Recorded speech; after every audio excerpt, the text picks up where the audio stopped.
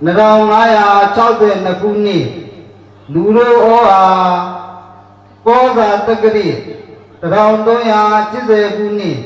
တကူရဲလာကြီးကျော်ရှိရဲ့29ရက်2လ2019ဗုဒ္ဓဟူးနေ့ဇာတိနယ်တောင်ပိုင်းတောင်ကြီးမြို့နယ်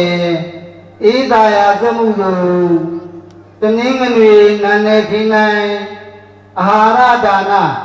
ကုသိုလ်ပြုအဖွဲ့မှစေတနာပြုတရားတူညီစွာဖြင့်စုပေါင်းစုဆောင်ရ၍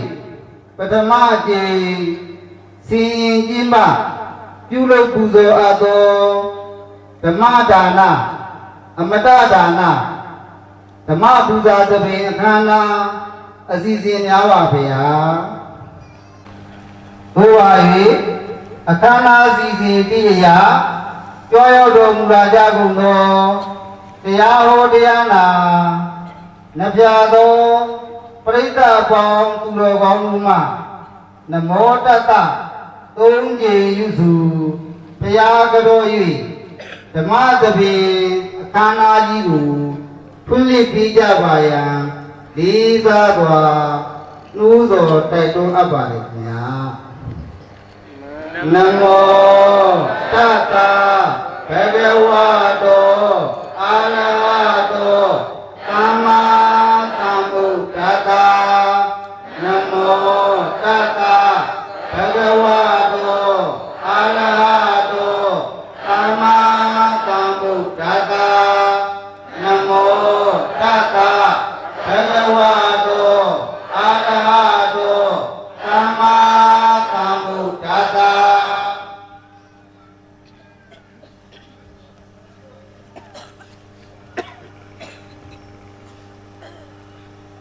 ဆက်လက်၍အခမ်းအနားစီစဉ်နေ့အရာကျွမ်းရောက်တော်မူလာကြကုန်သောတရားနာပရိသတ်အပေါင်းသူတော်ကောင်းတို့ကဓမ္မဂရိကဆရာတော်ရှင်မြတ်ဓမ္မကဗနဂုံသုံးပါးနှင့်တကွအင်္ဂါ၅ပါးနှင့်ပြည့်စုံသောသီလတော်မြတ်တို့ကိုကျင့်သုံးခံယူစောင့်တည်ရန်ဖြစ်ပါလေ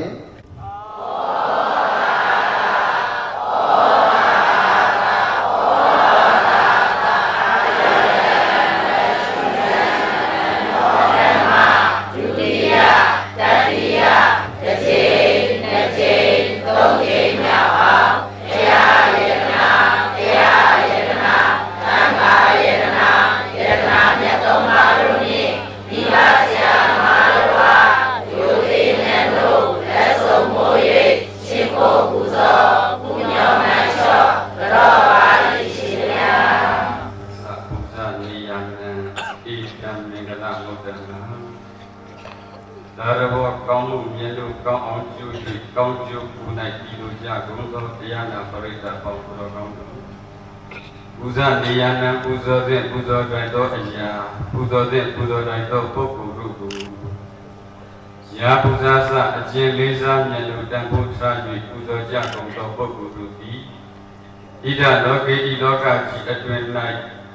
အတ္တိတံတိတံဖို့သိ၍တံဖို့ရှိသည့်ပုဂ္ဂိုလ်တွေသာစီဘူးအားထုတ်ပြုလုပ်ရရှိကြပါလေကုန်၏ဣတံဒုက္ကတုပူဇော်တဲ့ပူဇော်တိုက်သောအရာပူဇော်တဲ့ပူဇော်တိုက်သောပုဂ္ဂိုလ်တို့ကိုအမိတဓမ္မနှမျိုးတို့တွင်တစ်မျိုးမျိုးဖြင့်တော်၎င်းဝါနှမျိုးလုံးဖြင့်တော်၎င်းကာရဝရှိကျုမံကိုချူ၍လွန်မြတ်လို့စွာရှိကိုပူဇော်ကြကုန်သောထိုပုဂ္ဂိုလ်ထိုအိယာထိုဥပ္ပစာတို့သည်ဩဒမလူကြီးနဲ့ရလောကရတကူလုံးတွင်အတာဆုံးအမျက်ဆုံးသောမင်္ဂလာအန္တရာယ်ကင်းရန်သွဲရှိ၍ကောင်းကျိုးတရားများတူပွားများပြားစေနိုင်သည့်မင်္ဂလာအစိတ်ဧကံဖြစ်ကြပါပေကုန်၏ဤကဲ့သို့ဒေသနာတော်ပါဠိလာရှိသည်နှင့်အညီဝုဇနိယပူဇာတပ္ပပူဇာရဟဝန္ဒနိယဝန္ဒရတပ္ပဝန္ဒရဟဖြစ်၍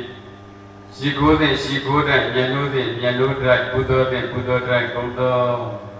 ဘုရားတရားတန်ခါအားဖြင့်သုံးပါးအစုံမြတ်တရဏဂုံတို့အားကာရဝယူကျုမံကိုချူ၍လူမြတ်လို့စွာရှိကိုးပူဇော်ပူဇော်မှလည်းရောကြောလိုက်ကြရသောယရဏတရားပနာမကာရဝကုသိုလ်ကောင်းတော်ကောင်းတို့ဤနေ့ဤရက်ဤချိန်မှစ၍လောကုလောကီနတိစီးပွားတို့တရားတို့၌မျက်မှောက်မျက်ခွန်းတော်လုံးတွင်အလိုမရှိအပ်သောအနိဋ္ဌဘေဒံဉာဏ်မှအပေါင်းမကောင်းမှုများတို့နှင့်အယက်လေးမျက်နှာအယက်ရှင်းမျက်နှာအယက်ဆယ်မျက်နှာတို့မှကြောက်ရောက်တဲ့ဖြစ်ကုန်သောယူဆိုဓမ္မဆိုအတိတ်ဆိုနမိတ်မတည်တဲ့ကဲ့သို့ကင်းစင်တွင်ပြမကရောက်ကြကုန်သည်ဖြစ်၍အလိုရှိအပ်သောအသက်ရှိစွာအနာမဲ့ရည်ရန်ပေကင်းကြောင့်ကောင်းမှုမင်္ဂလာအစဖြာသည်ဉာဏ်စေတနာတံ္ဍရာယာဖြာပြသောသုစုစုမြတ်သုတတတို့နှင့်ပြည်တော်ကြ၍နိုင်ကြပြီသူတော်ကောင်းသူတော်မြတ်များဖြစ်နိုင်ကြပါစေဆက်လက်၍အခမ်းအနားစီစဉ်300ဓမ္မဂရိကဆရာတော်ရှင်မြတ်ဘုရားအားတရားရည်အမြတ်စည်းတို့ကိုတိုက်ပြီးဟောကြားပေးတော်မူပါယံမဖြူမာမြင့်မှတရားတောင်းဖြင့်တောင်းမှန်လျှောက်ထားရန်ဖြစ်ပါလေသို့ဖြစ်ပါ၍မဖြူမာမြင့်ခမညာဆရာတော်ဘုရားအားတရားတောင်းဖြင့်တောင်းမှန်လျှောက်ထားရန်လေးစားစွာနှိုးဆော်တိုက်တွန်းအပ်ပါခင်ဗျာဘုံတပန်းကုန်ပေါင်းမင်္ဂလာပေါင်းနေတည်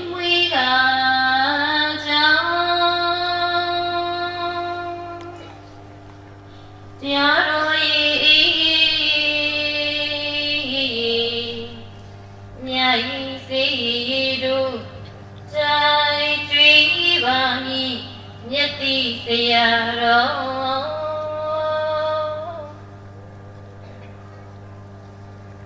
Piabiro Miaguza Liao Chabu Yuro Muba Pia Judy Benja Quino Piro Muba Pia Tantia Tanya we Rem Tranai Ma Kam Kum Senza Sung Le No Du We Cha Cha Shao Ya I Bwa Lo Ba Gu Ma Tan Nai Ma Lo Ka No Ni Mo Ha Ke Lu Nai Ma Di Le Ma Pe Nai Ma Do Shi Cha Mai Ma Mi Ka Ga Ti Shi Do Nya Ta Mya Sei Si Ya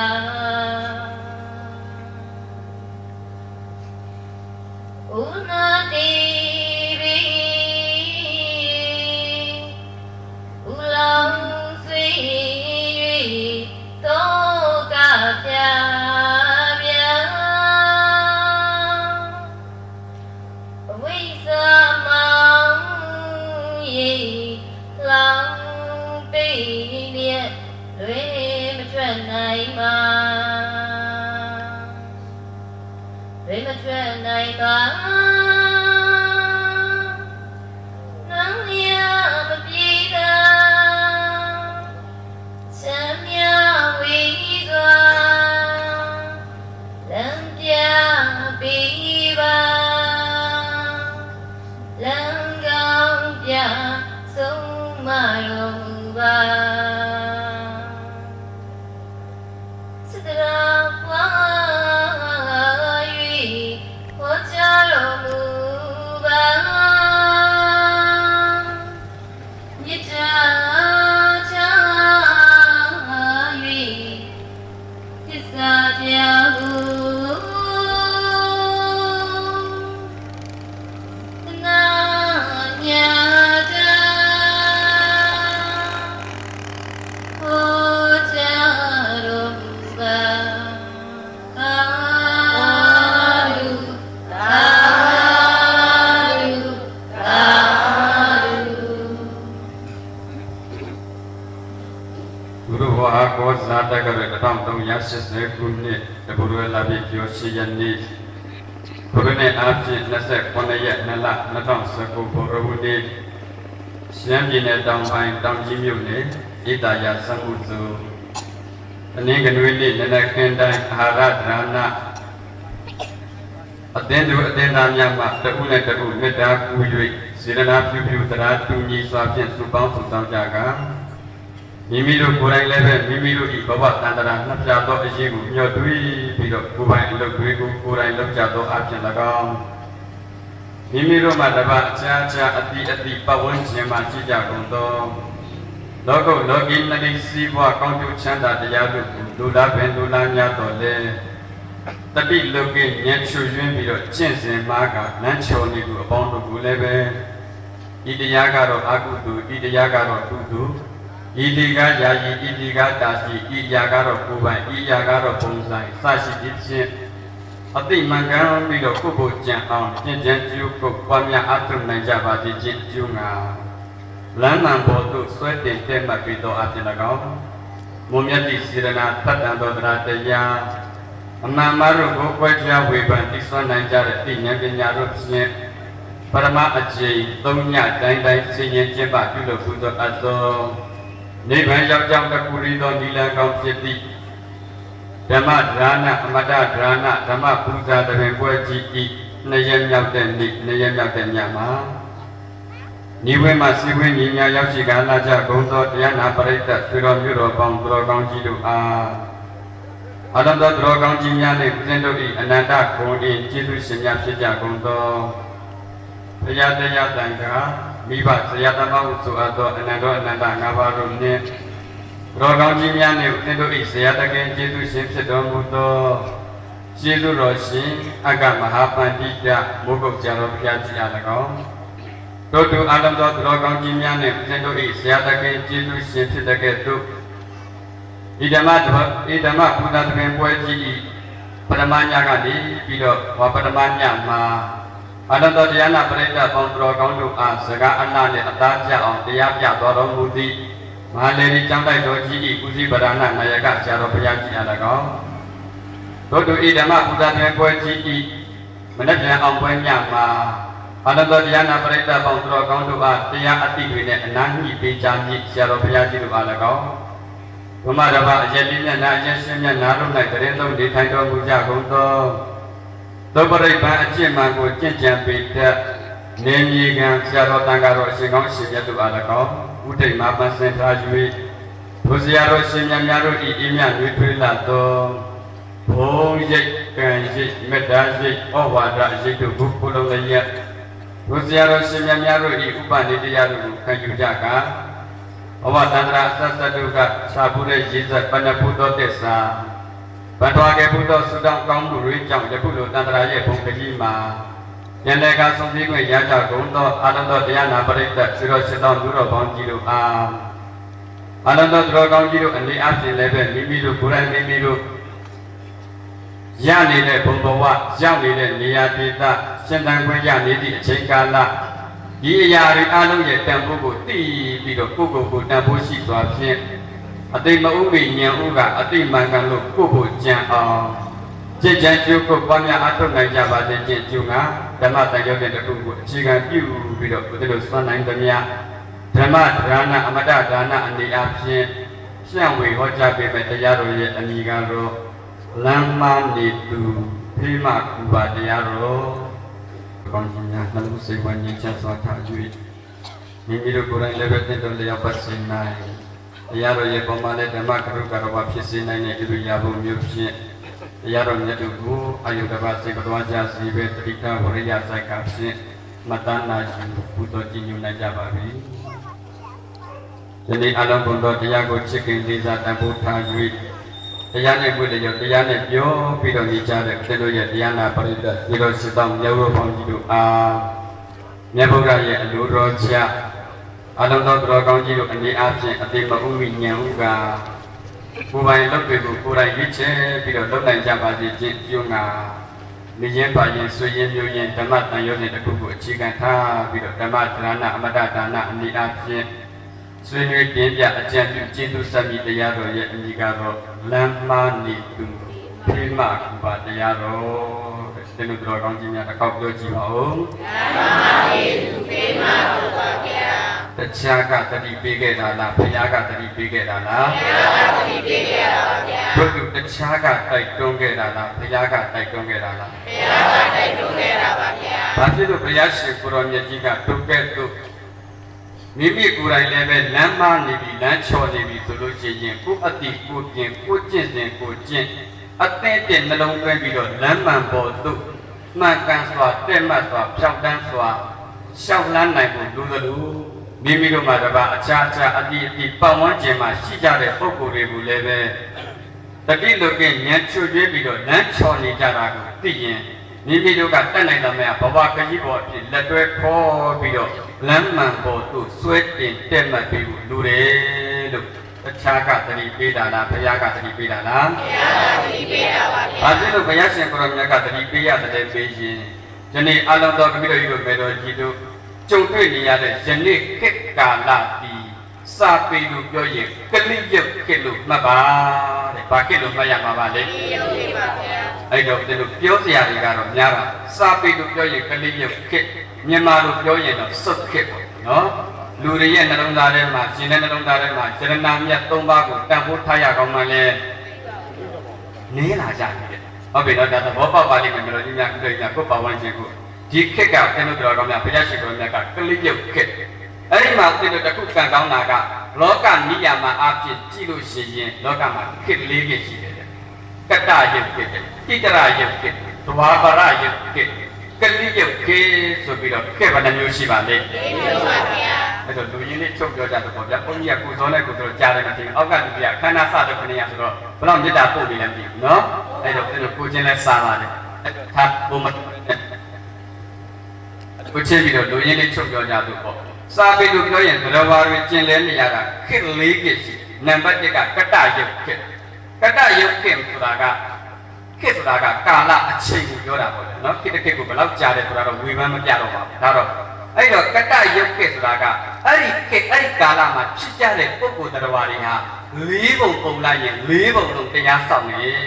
ေတရားကိန်းနေတဲ့ဒါတင်လို့ပြောဘယ်လိုဒီလိုရှိရဖို့ဘွားတွေလက်ထက်ကခေတ်ကိုပြန်အာယုံပြုကြည့်ပါဗျာဒီခေတ်နဲ့ဆိုင်ရင်တော့သူတို့ခေတ်ကယူသားကြတယ်စောင့်ကြည့်ကြတယ်ထိတ်သိမ်းကြတယ်ကျင့်ဝတ်တွေညီကြတယ်နော်ဒါကြောင့်လွယ်လွယ်ပြောရင်ကတ္တရုပ်ခေတ်ဆိုတာကအဲ့ဒီခေတ်မှာဖြစ်ကြတဲ့ပုဂ္ဂိုလ်တရားတွေကို၄ပုံပုံရင်၄ပုံလုံးတရားဆောင်တယ်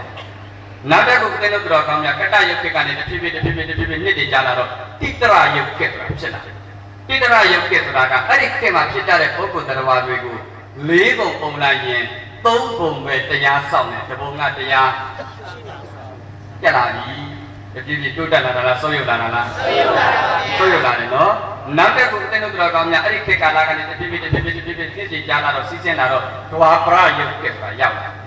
ာဘာခေတ်ပါလဲဒွါပရယုတ်ခေတ်ဆိုတာအဲ့ဒီခေတ်ကာလမှာဖြစ်ကြတဲ့ပုဂ္ဂိုလ်တရားတွေကို၄ပုံပုံလိုက်ရင်2ပုံပဲတရားဆောင်တော့တယ်2ပုံကတရားဆောင်တော့တယ်ဒီလိုမျိုးတော့ဒီလိုနော်အဲ့တော့အဲ့ဒီနောက်တတိပိဘာပရယုတ်ခေတ်ကနေဆုတ်လာပြီဆိုလို့ရှိရင်ဘယ်ခေတ်ရောက်လာတဲ့ကလိယုတ်ခေတ်ဆိုတာရောက်လာဒီမှာပြောရင်ဆုတ်ခေတ်ကလိယုတ်ခေတ်ဆိုတော့ပွင့်ပွင့်လင်းလင်းတည်ပြောရရင်ယနေ့ခေတ်ပေါ့နော်ဒီခေတ်ဒီကမှာရှိကြတဲ့ပုဂ္ဂိုလ်တရားတွေကို၄ပုံပုံလိုက်လို့ရှိရင်အားလုံးလဲတရားဆောင်တဲ့၃ပုံကတရားမရှိတော့ဘူးတဲ့ဒီလိုပြောမယ်တော့ဒီလိုဟုတ်ပြီနော်ဒါကြောင့်မို့လို့သင်တို့တော်ကောင်းများတရားဆောင်တဲ့ပုဂ္ဂိုလ်နဲ့တရားမဆောင်တဲ့ပုဂ္ဂိုလ်ဒီခေတ်မှာပြပါများတယ်တရားမဆောင်တဲ့ပုဂ္ဂိုလ်တွေများတဲ့ကြောင့်တရားပြောက်သွားတဲ့အတွက်ကြောင့်မတရားတွေရောက်လာကြတာကများတယ်တဲ့ဒီလိုပြောမယ်တော့ဒီလိုဟုတ်ပြီနော်အခုခေတ်ဆိုလို့ချင်းမကြောက်ဘူးတဲ့ဘီမျိုးမျိုးတွေမကြောက်ဘူးတဲ့ယောဂါတွေမကြောက်ဘူးတဲ့တဘာဝဖြစ်ရည်မရှိဘူးလားရှိပါဘူးဒါတွေဟာတရားပြောက်လို့မတရားတွေရောက်လာတာဒါကြောင့်ဒီတရားဟောခြင်းရှိတဲ့ချက်ကနံပါတ်1ဟုတ်ပြီနော်ကိုယ့်ကိုယ်လမ်းမနေရင်လည်းလမ်းမပေါ်သို့အတိမဟုတ်မညံဥပြီးတော့ဆွဲတင်ပြီးလို့ရှိရင်ပရဟိတစိတ်ကထားပြီးတော့ယနေ့အတင်းသူအတင်းသားများကဲ့သို့ကိုတယောက်တည်းတူရဲယူလွတ်မြောက်အောင်မယုံမဲနဲ့ဘုရားရှင်ရဲ့လောကတ္တစရိယဘုပရဟိတစိတ်ကိုနှလုံးမူပြီးတော့သူတစ်ပါးတွေကိုလည်းယခုလိုအတိမှန်ကန်ပြီးတော့ကိုယ့်ကိုကြံအောင်ကြည်ကြံတတ်ဖို့ဘဝခရီးပေါ်တွေဖြစ်လက်တွဲပုံမလို့ဘူးလားလိုတယ်ပေါ့ဗျာနော်ဒါကြောင့်ကိုတရားပြောက်ရင်ကိုမှဘေးမျိုးမျိုးရောက်ကိုတရားကွက်လုံးတရားပြောက်ရက်ကွက်လုံးတစ်မျိုးနယ်လုံးပြောက်ရင်တစ်နိုင်ငံလုံးပြောက်ရင်အခုကြတော့တစ်လောကလုံးဟုတ်ပြီနော်ဟုတ်ပါတယ်တွေ့လို့မပြောက်သေးပါဘူးနော်ဒါပေမဲ့လည်းပဲတရားပြောက်တာနဲ့တရားစောင့်တဲ့ပုဂ္ဂိုလ်ဒီပါများလည်းပဲပြောက်နေတာကများတယ်တဲ့ကလိယုတ်တွေဟုတ်ပြီနော်ဒါကြောင့်သုခေကလာအာရမထာကြွတောင်းချမ်းလာဇာတိပွေလည်းရဲ့တရားပြည့်ကျတိထတရားယနေ့သုခေကာလရောက်လာတဲ့အတွက်ကြောင့်လူတွေရဲ့ရှင်တဲ့နှလုံးသားထဲမှာယရဏမြတ်၃ပါးကိုတန်ဖိုးထားရကောင်းမှလည်းသိပါဘူးဗျာဟုတ်ပြီနော်ယရဏမြတ်၃ပါးတန်ဖိုးထားရကောင်းမှမသိဘူးဆိုတော့ပြီးတော့မယ်လို့ဒီကဘုန်းကြီးစကားပြောတယ်အောင်ပြီအောင်မယ်ဖယားကိုကြည်ညိုတယ်ဒါပေမဲ့ဖယားစကားနားမထောင်ရင်ဖယားစကားနားမထောင်ရင်တန်ဖိုးမထားတာနဲ့ပါပဲဗျာကျင်ညိုယုံနဲ့တရားပါဗျာဟုတ်ပြီနော်လိုက်နာဖို့ကြင်ကြံဖို့လုပ်ပါရဲ့ဗျာတရားကိုနားတယ်တရားအဆုံးမတိုင်းဘဝရဲ့ခန္ဓာနဲ့ချမသွင်းရင်ဒါကိုတရားပြောက်တယ်လို့ခေါ်တယ်နော်ဒါပြီးတော့တရားမပြောက်ပါဘူးဗျာအစိုးကြီးပဲရှင်ဗျာရှင်သုံးကနေပြီးတော့နေရလာပြီးတော့တရားပြောက်ရင်မတရားရောက်တယ်ဆိုတော့ကိုယ်အရင်တရားပြောက်နေတာနော် ကဲအဲ့ဒီတော့ကျွန်တော်တော်ကောင်းများဘုရားကြောင့်ဘုရားရှင်ကိုရောမြတ်ကဓမ္မိနံလောကောအာဂမိတจิตသားจิตသမီးတို့လောကမှာရှိနေတဲ့ပုဂ္ဂိုလ်တရားဝါရဲ့ရှင်တဲ့နှလုံးသားထဲမှာယရဏမြတ်၃ပါးကိုလည်းတန်ဖိုးထားရကောင်းမှမသိငါးပါးသီလကိုလည်းပဲမြင်ရကောင်းမှမသိတဲ့အတွက်ကြောင့်လူစီဘလူစီဆိုတာတွေလည်းမရှိတော့ဘူးဒီကိစ္စကမှလေဓမ္မိနံလောကောအာဂမိတလောကောလောကจิตတိဓမ္မိနံအာဂမိတတပြည့်ပြည့်ရောပြီးတော့လာပြီတဲ့လောကကြီးမှာဖြစ်လာပါလေရောလာပါဗျာဘုန်းကြီးနဲ့လူနဲ့ကျောင်းနဲ့အိမ်နဲ့သားသမီးနဲ့မိဘနဲ့တပည့်နဲ့ဆရာနဲ့လူကြီးနဲ့လူငယ်နဲ့ဟုတ်ပါနဲ့နော်ငါကြောင့်ဦးဇင်းတို့တော်ကောင်းများအဖိုးကြီးနဲ့ဘာလို့လာတာလဲပြောလာတာနော်တွေ့ရမယ်တော်ကြီးတို့အဲ့ဒါပြောလာတာဦးဇင်းတို့တော်ကောင်းများကစုပ်ခဲ့ဆိုတော့တရားမဆောင်တဲ့လူတွေကများတော့သူလည်းပဲဒီလိုကိုလည်းပဲဒီလိုဆိုတော့အဲ့ဒီညာကိုအပြစ်လို့မမြင်ဘူးတော့ပြီနော်လွယ်မှမှုလည်းမမြင်ဘူးအားနဲ့မှုလည်းဘာဖြစ်လို့လဲဆိုတော့သူလည်းဒီလိုကိုလည်းအဲ့ဒါကိုတက်ပြီးနားလေကြတယ်အရိယာသူတော်ကောင်းတွေရဲ့ဉာဏ်မျက်လုံးနဲ့ကြည့်ရင်ဒီပတ်ဝန်းကျင်တစ်ခုလုံးကြီးဟုတ်ပြီနော်ဒီကျင့်စဉ်တစ်ခုလုံးကြီးလွဲနေတဲ့မှားနေတဲ့ဒီတိုင်းတာတရားပြောက်ခြင်းသူတို့ပစ္စုပန်မှာလည်းမတရားတွေဗဟိတမှာလည်းမတရားတွေပစ္စဒမှာလည်းကိလေသာမတရားတွေတန္တရာမှာလည်းမတရားတွေရောက်လာတော့မယ်တဲ့ဗျာဟုတ်ပြီနော်ဒါကြောင့်မလို့ဘုရားရှင်ကိုရောမြတ်ကဘာဖြစ်လို့လမ်းမလေးလူဖေးမကုဖို့တတိပေးရတယ်ပြရင်ဒီခေတ်ကစုတ်ခေတ်ကြီးဖြစ်နေတဲ့အတွက်ကြောင့်ပုဂ္ဂိုလ်တရားဘာတွေကရောက်ရှင်တာနဲ့ရှောက်နေတဲ့လမ်းဟုတ်ပြီနော်လူချင်းသားနဲ့လုပ်နေတဲ့အရာအလုပ်နေလဲပြရင်နှစ်ချောင်းတောင်ကြတော့နှမျိုးတော့လည်းမဖြစ်နဲ့ကွဲနေတယ်လို့ပြောချင်တာဟုတ်ပြီနော်ပြည့်စုံမယ်တော့ကြီးတို့လူချင်းသားကကြတော့ကောင်းကျိုးတရားတွေလုပ်နေတဲ့ကျင့်စဉ်ကရောက်ချင်တာကသုခတိနိဗ္ဗာန်လုပ်နေတဲ့အလုပ်ကတဘောပေါက်ရမယ်နော်ပြည့်စုံမယ်လို့ဒီလိုရဒါနှိမ့်ချတယ်မအောင်မင်းနဲ့တကယ်မြင်ပိုင်စိတ်နဲ့ပြောတာဒါကြောင့်မလို့နောက်ဆုံးပြန်ချုပ်ပြောချင်တာကတော့တရားရဲ့အဆုံးမှာပါလိမ့်မယ်ဘယ်သူတွေတရားပြောက်ပြောက်ဟုတ်ပြီနော်ပြည့်စုံမယ်လို့ဒီလိုသင်တို့ကကံကောင်းတာကတစ်ဖက်ကကြည့်ရင်ကလေးရုပ်ခေတရားတွေဒါအပြက်လာပြီလူစီမရှိတော့သာသမီနဲ့မိဘနဲ့ရောလာပြီကျောင်းနဲ့အိမ်နဲ့ရောလာပြီဘုန်းကြီးနဲ့လူနဲ့ရောလာပြီဟုတ်ပြီနော်လူတွေကတတိယပါဖြစ်တာလဲဆိုရင်အာရမတာကမတရားတဲ့အာကနေသူကြီးချင်းလည်းပြန်ပြီးတော့ဟုတ်ပြီနော်သာဖချင်းလည်းပြန်ပြီးတော့မတော်မတရားတွေသင်တို့တော်ကောင်းများဒီကိစ္စဘလို့တစ်ချက်နဲ့ရင်ကဘာကြီးကောင်းကြီးနာအကုန်သိရတဲ့ social media ကိစ္စတော့အကုန်သိနေပြီနော်ဒါတွေကဘုလုံးကမကြားဘူးလားသင်တို့တော်ကောင်းများတပြည့်ပြည့်လူတွေတရားပြောက်လို့မတရားနေနေတယ်ဟုတ်ပြီနော်ကြည့်နေဖောက်ပြန်ကုန်ကြတာပေါ့ဒါတော့ဒါကြောင့်မလို့ဦးဇင်းတို့တော်ကောင်းများတပြည့်ပြည့်ရောလာတဲ့အတွက်ကြောင့်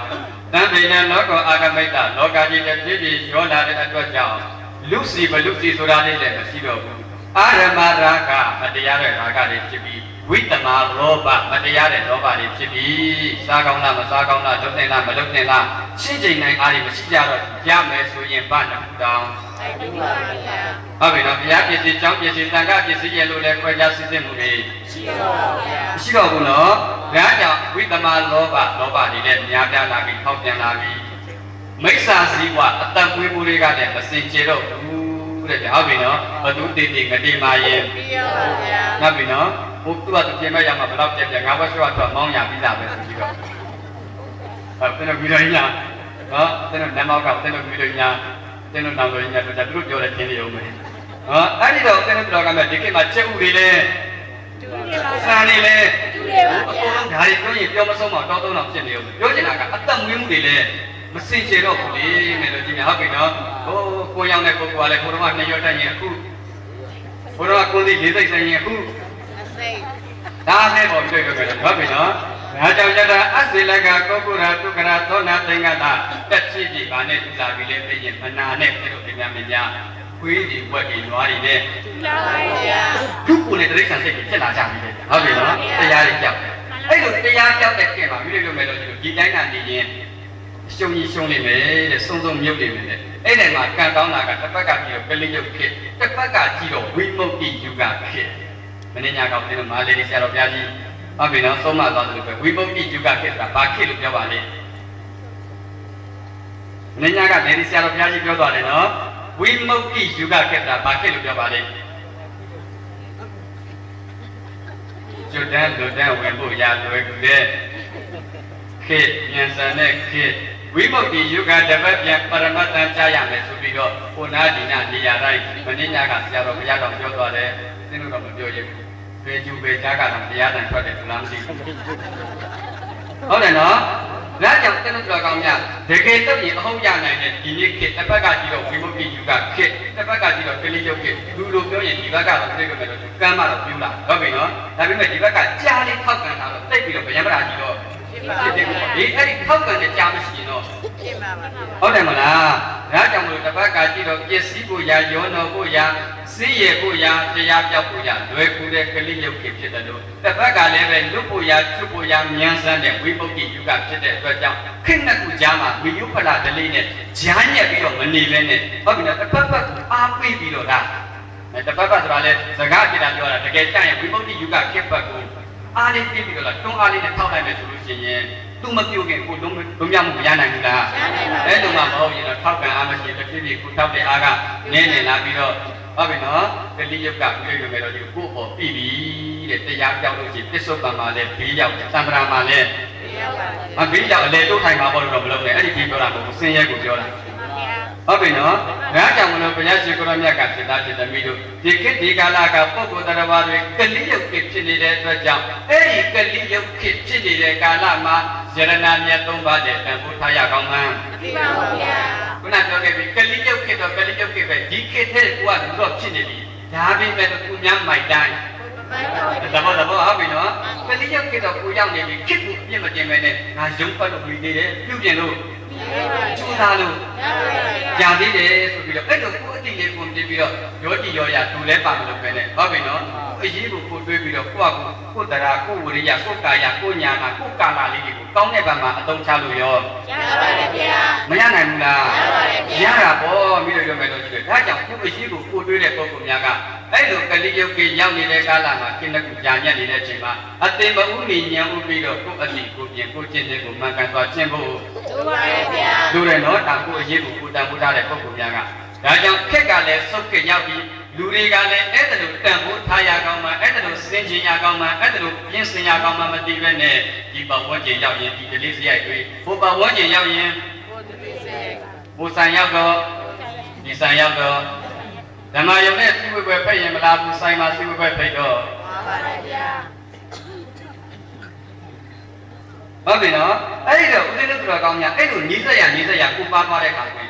ပါပြီဒါကြောင့်ကိုအတိကိုပြေကိုဒီပဲတန်ဖိုးထားတဲ့ပုဂ္ဂိုလ်များကအဲ့ဒါလိုရောချလို့မရပါဘူးမရဘူးတဲ့ဘုရားရှင်ကိုများကကလေးပြုတ်ကြီးဖြစ်ဖြစ်ပညာသွဲလည်းပဲတစ်ပတ်ကဝိမု ക്തി ယုဂဖြစ်တဲ့အတွက်ကြောင့်ကိုအတိကိုပြင်ပြီးတော့ပြင်ရမှာဒါပေမဲ့ပုဂ္ဂိုလ်တရားတွေကများသောအားဖြင့်အဲ့ဒါလိုတွေးတောမှုလည်းမရှိစင်ကြင်မှုလည်းမရှိပြင်ဆင်မှုလည်းမရှိရောကြည့်ရောရသူလည်းပါပြီးတော့ဒီကိုရောက်ဒီပြတ်တော့ကိုရွေးရအောင်ကိုအာယုံနဲ့ပြောဒီကိုရောက်ဒီအာယုံနဲ့ပြောပြီးတော့ရောလိုက်ကြတဲ့အတွက်ကြောင့်ဘာဖြစ်လာလဲမေးလို့ရှိရင်အခုနကပြောခဲ့တဲ့လို့သရဏမြတ်သုံးပါးတန်ဖိုးထားရကောင်းမှလည်းသိပါဘူးဗျာနာမသီလကိုမြင်ရကောင်းမှလည်းသိပါဘူးဗျာမသိတော့ဘူးလေဟိရိကုတ္တပတရားတွေလည်းမရှိကြတော့တဲ့အတွက်ကြောင့်တဲ့သင်တို့ပြောကောင်းများတရားပြောက်တော့မတရားဘိန်းတွေရောက်လူကျင်နာနဲ့လွတ်ဆောင်နေတာကတခြားစီရှင်းနေပါတယ်ဗျာဒါသင်တို့ပြန်ပြန်ချစ်တဲ့သတိထားရမယ်နော်သင်တို့လည်းသတိထားတာပဲသင်တို့လည်းတွေ့ကြမယ်လို့အရွယ်ကြီးလို့ရှင်သာသမီရွယ်ပဲရှိတယ်ဘုရုံကတော့မိုက်တာပဲဟုတ်ပြီနော်ကုမာနာနဲ့ကုအတ္တနဲ့ပဲကိုယ်မှလူချင်းဘူးကမိုက်တာပဲအခုကျတော့မဟုတ်တော့ဘူးသင်တို့နော်အခုဒီနေ့မှတော့တော်တော်ထူတယ်ပြီးခဲ့တဲ့มื้อနေ့မတိုင်ခင်တော့တော်တော်ပြောင်းသွားတယ်ဘာဖြစ်လဲမသိတရားရတာမဟုတ်ဘူးကိုယ့်ကိုယ်လည်းဆန်းစစ်တရားရတဲ့ပုဂ္ဂိုလ်များကိလေသာသိတယ်လေ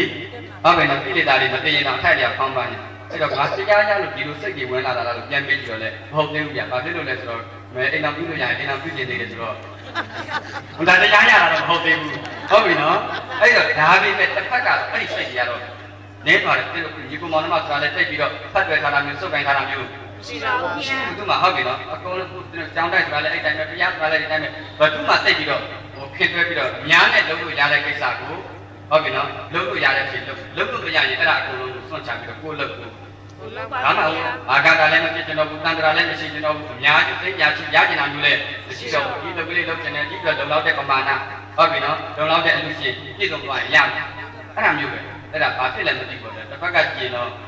ဟိုတေကံပဲညီးလို့လားမသိဘူးကောင်းတော့ကောင်းတာပေါ့တွေ့လို့ပဲလို့ဟုတ်ပြီနော်ဒါကြောင့်သင်တို့ခင်ဗျားမိညာလည်းပဲကိုအတိကိုပြေးပြီးတော့အဲ့ဒါလိုကိုအရေးကိုကိုတွေးပြီးတော့ပြေးဖို့ လိုပါတယ်ဗျာ ဒီကိစ္စကမကောင်းတာလည်းအကျိုးပေးဖို့ တွေ့ပါတယ် ကောင်းတာလည်းအကျိုးပေးဖို့ဘုရားကသောတာပန်တဂရကအနာဂံဆိုတာစာအုပ်ထဲမှာပဲရှိတယ်လို့တင်ခဲ့တာဟုတ်ပြီနော်ဒီနေ့ခုမျက်မှောက်ရှိမှာသောတာပန်တဂရကအနာဂံအတိအကျမတွေ့ရဘူးလား တွေ့ရပါတယ် ဒါကြောင့်ကျွန်တော်ကောင်းများတကယ်လို့ယုံတမ်းမဟုတ်တကယ်လို့အဟုတ်ရနိုင်တဲ့ဖြစ်ဖြစ်တဲ့အတွက်အကင်းပါဖို့လေးတစ်ခုပဲလို့ဒါကြောင့်တင်လို့တော်ကောင်းများကောင်းတဲ့အကျိုးလိုချင်ကောင်းတဲ့အကြောင်းကိုမှန်ကန်စွာမကောင်းတဲ့အကျိုးကိုမလိုချင်ရင်မကောင်းတဲ့အကြောင်းတွေကိုလည်းရဲဝံ့စွာရှောင်ရှားဖို့ လိုပါတယ်ဗျာ မလိုဘူးလားလိုတယ်တဲ့ဒါကြောင့်ဘုရားရှင်ကိုရောမြတ်ကစေတစေတမိတို့ယနေ့ခေတ်ကာလจิตဒီကလိယုံစုတ်ဖြစ်တဲ့အတွက်ကြောင့်တတဝါလေးပုံပုံလို့ရှိရင်တပုံလောက်ပဲတရားဆောင်တော့တဲ့သုံးပုံလောက်ကတရားမဆောင်တော့တဲ့အတွက်ကြောင့်လူတွေကတတ်ဖြစ်ပြီးဘာနဲ့တူလာလဲမေးလို့ရှိရင်တန်ပိဏံလောကောအာဂမိတ်တလောကကြီးကရောလာပြီလူစီဘလူစီဆိုတာလေလေမရှိတော့ဘူးအာရမရာဂဝိတမလောဘမိစ္ဆာကြီးဝတွေနဲ့ဘသူတည်တည်မတည်မရင်ပြီးရောဆိုပြီးတော့လောကကြီးကရောတော့လာပြီပျက်စီးလာပြီအဲ့ဒါတို့တရားပြောက်လို့ချင်းတရက်ကွက်လုံးတရားပြောက်ရင်တရက်ကွက်လုံးမတရားရောက်မယ်တမိသားစုတရားပြောက်ရင်တမိသားစုမတရားရောက်မယ်တကူတဲ့တရားပြောက်ရင်အဲ့ဒီတကူမတရား ရောက်ပါပါဗျာ ရောက်မယ်တဲ့ဗျဟုတ်ပြီနော်ဒါကြောင့်သင်တို့တွေဖိုးတော်ကတော့တခါတည်းပဲသလားနေလို့ငါကြောင့်ဒီလောက်တိုးတက်မှုနေလိုက်တာဆိုလို့ရှိရင်သင်တို့ကတရားခံလိုက်ရှာဖိုးတော်ကဘယ်သူတွေကတော့ကြောင်းမလာဘူးဘယ်ဝါတွေကတော့မလာဘူးခင်ဗျားတို့ကသူ့ကိုတန်ထားဆိုတော့ဒီလိုဖိုးတော်ကအရက်တွေးပေါ်တယ်ဟုတ်ပြီနော်ကြောင်းတိုးတက်မှုနေတယ်ခုကြတော့သင်တော့မဟုတ်တော့အကြောင်းအကျိုးပြန်ရှာတိုးတက်မှုနေသွားပြီဆိုလို့ရှိရင်ကြောင်းကံကြရတိုးတက်မှုရာကသတင်းသုံးကြတဲ့တန်ခါတော်ရှင်မြတ်တွေဟုတ်ပြီနော်နောက်တစ်ခုသူတို့ရဲ့ကျင့်ဝတ်အကျင့်မြတ်ပฏิပတ်တွေသီလပြည့်စုံမှုတကယ်အလုံးလုံးမှုမလုံးမှုဟုတ်ပြီလားဒါရက်ကွာတာအဲ့ဒီတော့ငါကြောင့်ငါငုံတုတ်ခိုင်းနေပြီးတော့ပြီးခဲ့တဲ့လနဲ့ဆိုဒီလတိုးတက်မှုနေတဲ့ဆိုရင်ဘယ်သူမှမပြောနဲ့ဦးကိုအရင်ပြန်ပြီးတော့ ပေးရပါဗျာ မင်းရလေတိုးတက်မှုနေတာလည်းဆိုနေမင်းအားရှိကြောင်းတဲ့တိုင်ဖဲရိုက်နေတာဟုတ်ဆိုရင်တော့တိတ်တိတ်ကလေးကပုတ်ပြီးတော့ နေတော့ ဟုတ်တယ်နော်အဲ့တော့မှတစ်လကနေ2လ2လကနေ3လတစ်ခုကနေ3ခုတိုးပွားခြင်းနဲ့တိုးတက်ခြင်းနဲ့ဆိုတော့ဘာလို့ရလဲကိုယ်အတိကိုပြန်ပြင်ရတယ်ကိုယ်ချစ်တယ်ကိုပြန်ပြီးတော့ရင်းနှီးတင်တာတွေရင်းနှီးပလိုက်ရတယ်ဆွန့်လွတ်တင်တာတွေဆွန့်လွတ်ပလိုက်ရတယ်ညှောက်နှံတင်တာတွေလင်းတင်တာတွေကိုလည်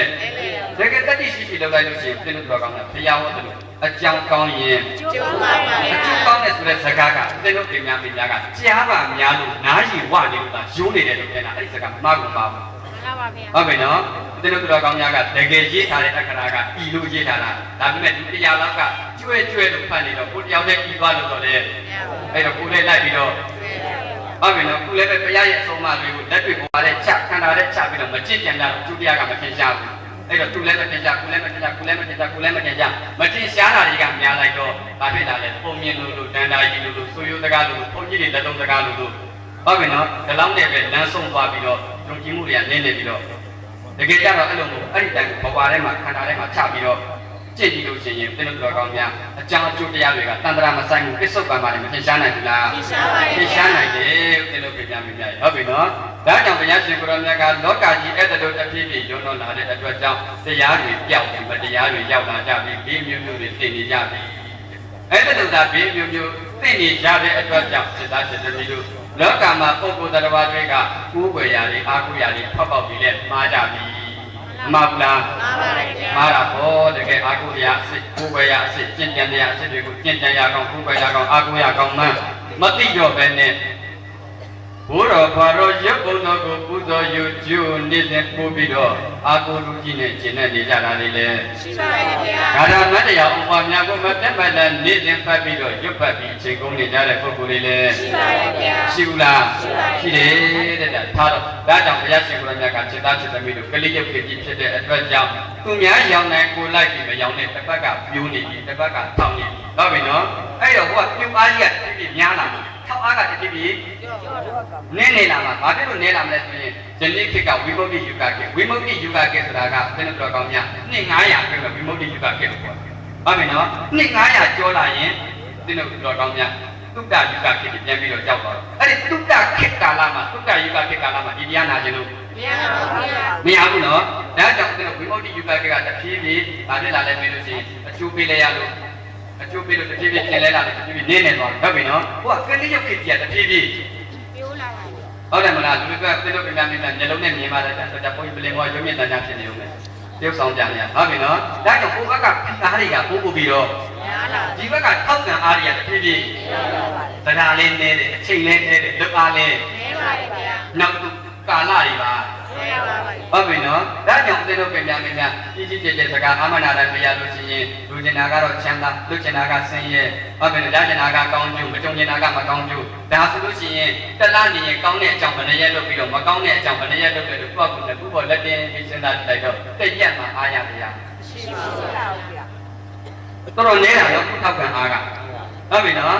ဘေးမျိုးတင်လာမှတခါလေဘုန်းကြီးပြင်စွန့်ကတ်အဲ့တော့ဘုန်းကြီးပြင်စွန့်ကတ်တဲ့ကုသိုလ်လေးပြေကျွတ်တဲ့ကုသိုလ်လေးရဟုတ်ပြီနော်ဘုရားကပြူအားကြီးကိုမတွန်းလိုက်နဲ့တော့ဘုန်းကြီးပဲသီလမရှိသလိုလိုဟုတ်ပြီနော်ဒါနကုသိုလ်ကကောင်းကျိုးပေးတဲ့ဆိုတဲ့ကားပဲလွယ်သလိုလိုလွယ်ရမယ်လို့ပြောရနော်ဒါကြောင့်ကျွန်တော်တော်ကောင်းများဘုရားရှင်ကိုယ်တော်ကစေသားခြင်းသမီးတို့အဲ့ဒါလိုလောကကြီးရွံ့တော်လာတဲ့အတွက်ကြောင့်အဲ့ဒီဘယ်သူတွေတရားပြောက်ပြောက်ကိုမပြောက်စေနဲ့နံပါတ်1ဟုတ်ပြီနော်နံပါတ်2ကိုမပြောက်တယ်လို့ကိုယ်ပဝန်းကျင်ကိုမိသားစုကိုအတိုင်းဝိုင်းကြီးမပြောက်အောင်နဲ့ပရဟိတစိတ်ဓာတ်တွေထားပြီးတော့ယခုတို့သူတော်ကောင်းတဲ့ပို့ပြီးတော့ကောင်းတဲ့ပုဂ္ဂိုလ်တွေပြီးသူတော်ကောင်းဆိုတာကဒါနသီလဘာဝနာလုပ်ပြီးကိုယ်တိုင်လုပ်တယ်သူတော်ကောင်းတဲ့ပို့ကောင်းတဲ့ပုဂ္ဂိုလ်ကြတော့ဒါနသီလဘာဝနာလုပ်ပြီးကိုယ်တိုင်လုပ်ရုံနဲ့မကဘူးသူတစ်ပါးတွေလုပ်နိုင်အောင်ကိုကြီးတဲ့ပြေးမှတဲ့နှိုးတော်တဲ့တိုက်တွန်းတဲ့ဆိုတော့ဟုတ်ပြီနော်ဒါကသူတော်ကောင်းတဲ့ပို့ကောင်းတဲ့ပုဂ္ဂိုလ်သူရုပ်မှာဆိုတာကြတော့ဒါနသီလဘာဝနာလုပ်ပြီးပြည့်ပယ်ထားပြီးလောကီအာယုကာမဂုဏ်ကရဝါဒတံပန္နတွေနဲ့မကောင်းမှုကြိုက်တွေကိုကိုယ်တိုင်လုပ်တယ်သူရုပ်မှာတက်ပို့ပြီးတော့ရုပ်မှာတဲ့ပုဂ္ဂိုလ်ကြတော့ကိုယ်လုပ်ယုံနေမကဘူးသူတစ်ပါးတွေလုပ်နိုင်အောင်ရှိယုံနဲ့သိမ့်သွင်းနဲ့ပြုတ်သွဲတဲ့လိမ့်လေတဲ့ဖျားရောက်နဲ့ကြောက်တွန်းနဲ့ဖြစ်ဘူးလားရှိပါတယ်ဗျာတောက်တယ်မတောက်တဲ့နေ့နဲ့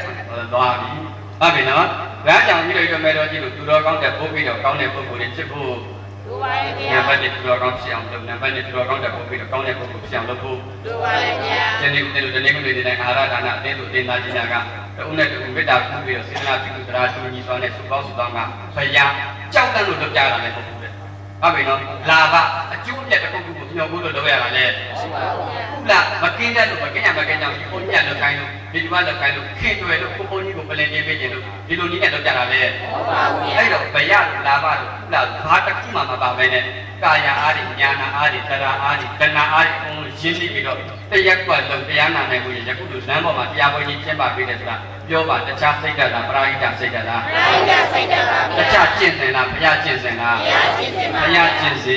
်တဲ့ဒါကြောင့်ဘုရားရှင်ကိုရောမြတ်ဒီတရားကိုဘသူအကြောင်းပြုပြီးတော့ဟောတယ်ပြီးတော့ဇာလံဇာလံတိဣမံဓမ္မဒေတတံတတ္တစေတဝတိဝိရဏံသောလောကရာသရိယမြတ်တတ္တသရိယကုဏတိအာရပကတိတိဇာလံဇာလံတိဣမံဓမ္မဒေတတံဇာလံဇာလံအစာရှိသောဂါရပုပ္ပတ္တဆင်အပ်သောဤလမ်းမနေသူဘေးမှာကိုပါဆိုတဲ့တရားဒေသနာတော်မြတ်ကိုဗဒာစိတ်တရားကိုပေါင်းကတိသုံးလောကဗဒာရှင်တော်မြတ်ဘုရားကြီးသည်သဘောတရားသဘောတည်းပြည်ဤစေတဝတိစေတမောရောင်မောင်းတည်းကြောင့်လိုက်ဝေရတော်ယပထလိလိမြတ်ကြီးရွှင်ပြုံတရင်သုံးပြီးတော့နေတော်မူတဲ့အချိန်လောကဓာစရိယမြတ်တ္တစရိယပစ္စုပန်တန္တရာနှစ်ပြသောကာလတို့အတွက်မိမိသူတစ်ပါးနှစ်ဦးသားတို့၏အကျိုးကိုတေဖို့ဆောင်ရွက်တော်မူကြသည့်လောကဓာစရိယမြတ်တ္တစရိယကုံကိုအာရဘအကြောင်းပြု၍ကတိတိအထုမြင့်၍အတတ်သင်စေဖို့ရာဝါသူမြတ်လမ်းစဉ်ကျင့်စေခြင်းဖို့ရာအတွက်ကတိတိကောင်းစွာမသွေတိုင်တွန်းဟောကြားတော်မူခဲ့ပါပေတည်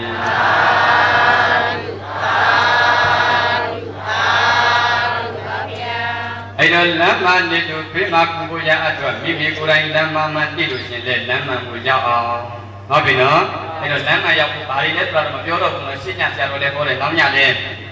းဟောကြအောင်ပါပဲလူရင်းမှာမကောင်းမှုကြောင့်ကောင်းမှုကြောင့်စိတ်ပြောင်းတာနာပဲပေါ့ဟုတ်ပြီနော်မကောင်းမှုကြောင့်မှဆိုတာကကျွန်တော်ကောင်းမြတ်သီလကောင်းမှုကြောင့်မှဆိုတာကဒါနစိတ်ကြည်ကိုရသမထဝိပဿနာဓမ္မစုတရား၄ပါးဒါပါပဲပေါ့လေနော်ဒါကြောင့်ဘုရားရှင်ကိုရောမြတ်ကစေတစေတမိတို့အတိမှန်ကန်ပြီးတော့နံပါတ်1ကိုအရေးကိုပို့တွေးပြီးတော့စင်ကျင်သုံးသက်ဆုံးဖြတ်ကြည့်လိုက်တဲ့အခါငါရောက်ချင်တာကဒီနေရာဒါဆိုရင်ငါလျှောက်ရမယ်လမ်းကဒီလမ်းငါလုံချင်တာကဒီအကျိုးတရားဒါဆိုရင်ငါလုပ်ရမယ်အကြောင်းကဒီရာလို့ကိုယ့်အကိုသိချပွဲချသိပြီးတော့ဟောကြည်လားငါကဒါလုံချင်ပေမဲ့လို့ရှောင်နေတာကဒီလမ်းကြီးဖြစ်နေပါရောလားဟုတ်ပြီနော်ဒီအကျိုးလိုချင်ပေမဲ့လို့လုပ်နေတာကဒီအကြောင်းကြီးဖြစ်နေပါရောလားအဲ့ဒါဆိုရင်တော့မျိုးစေ့တန်ခါပင်မတန်ရင်အစင်မပြေလာဘူးပေါ့လေမျိုးစေ့ကမှပင်ကတန်ခါပုတ္တန်ကုန်းကအတိကသွားတယ်ဒါကြောင့်အကြောင်းအကျိုးတရားဆိုတာကတရားတွေဘလောက်ပွင့်ပွင့် ဘယ်ပါတီပဲတက်တယ်ဘသူပဲတမတာလို့ခေတ်ကာလတွေဘလို့ပြောင်းအကြောင်းအကျိုးတရားကလွယ်မတရားမရှိတဲ့အတွက်ကြောင့်ငါလိုချင်တဲ့အကျိုးတရားရရင်ငါလုပ်တဲ့အကြောင်းတရားကိုတော့ဟုတ်ပြီနော်အဲ့လိုလေအသိမဟုတ်ဘူးကိုညံလေးဥပြီးတော့လမ်းချော်နေမှပြီးရင်လမ်းပေါ်ပြန်တက်ဖို့လိုပါရဲ့ဗျာမလိုဘူးလားဒါကြောင့်တရဏဂုံအစာအရဟတကုကြဗုဒ္ဓလမ်းစဉ်ဆိုဗုဒ္ဓလမ်းစဉ်ဖြစ်နေလျင်လူတွင်အမျက်ဆုံးဆိုတော့ဗုဒ္ဓဘာသာဝင်ရဲ့လမ်းအစတရဏဂုံ၃ပါး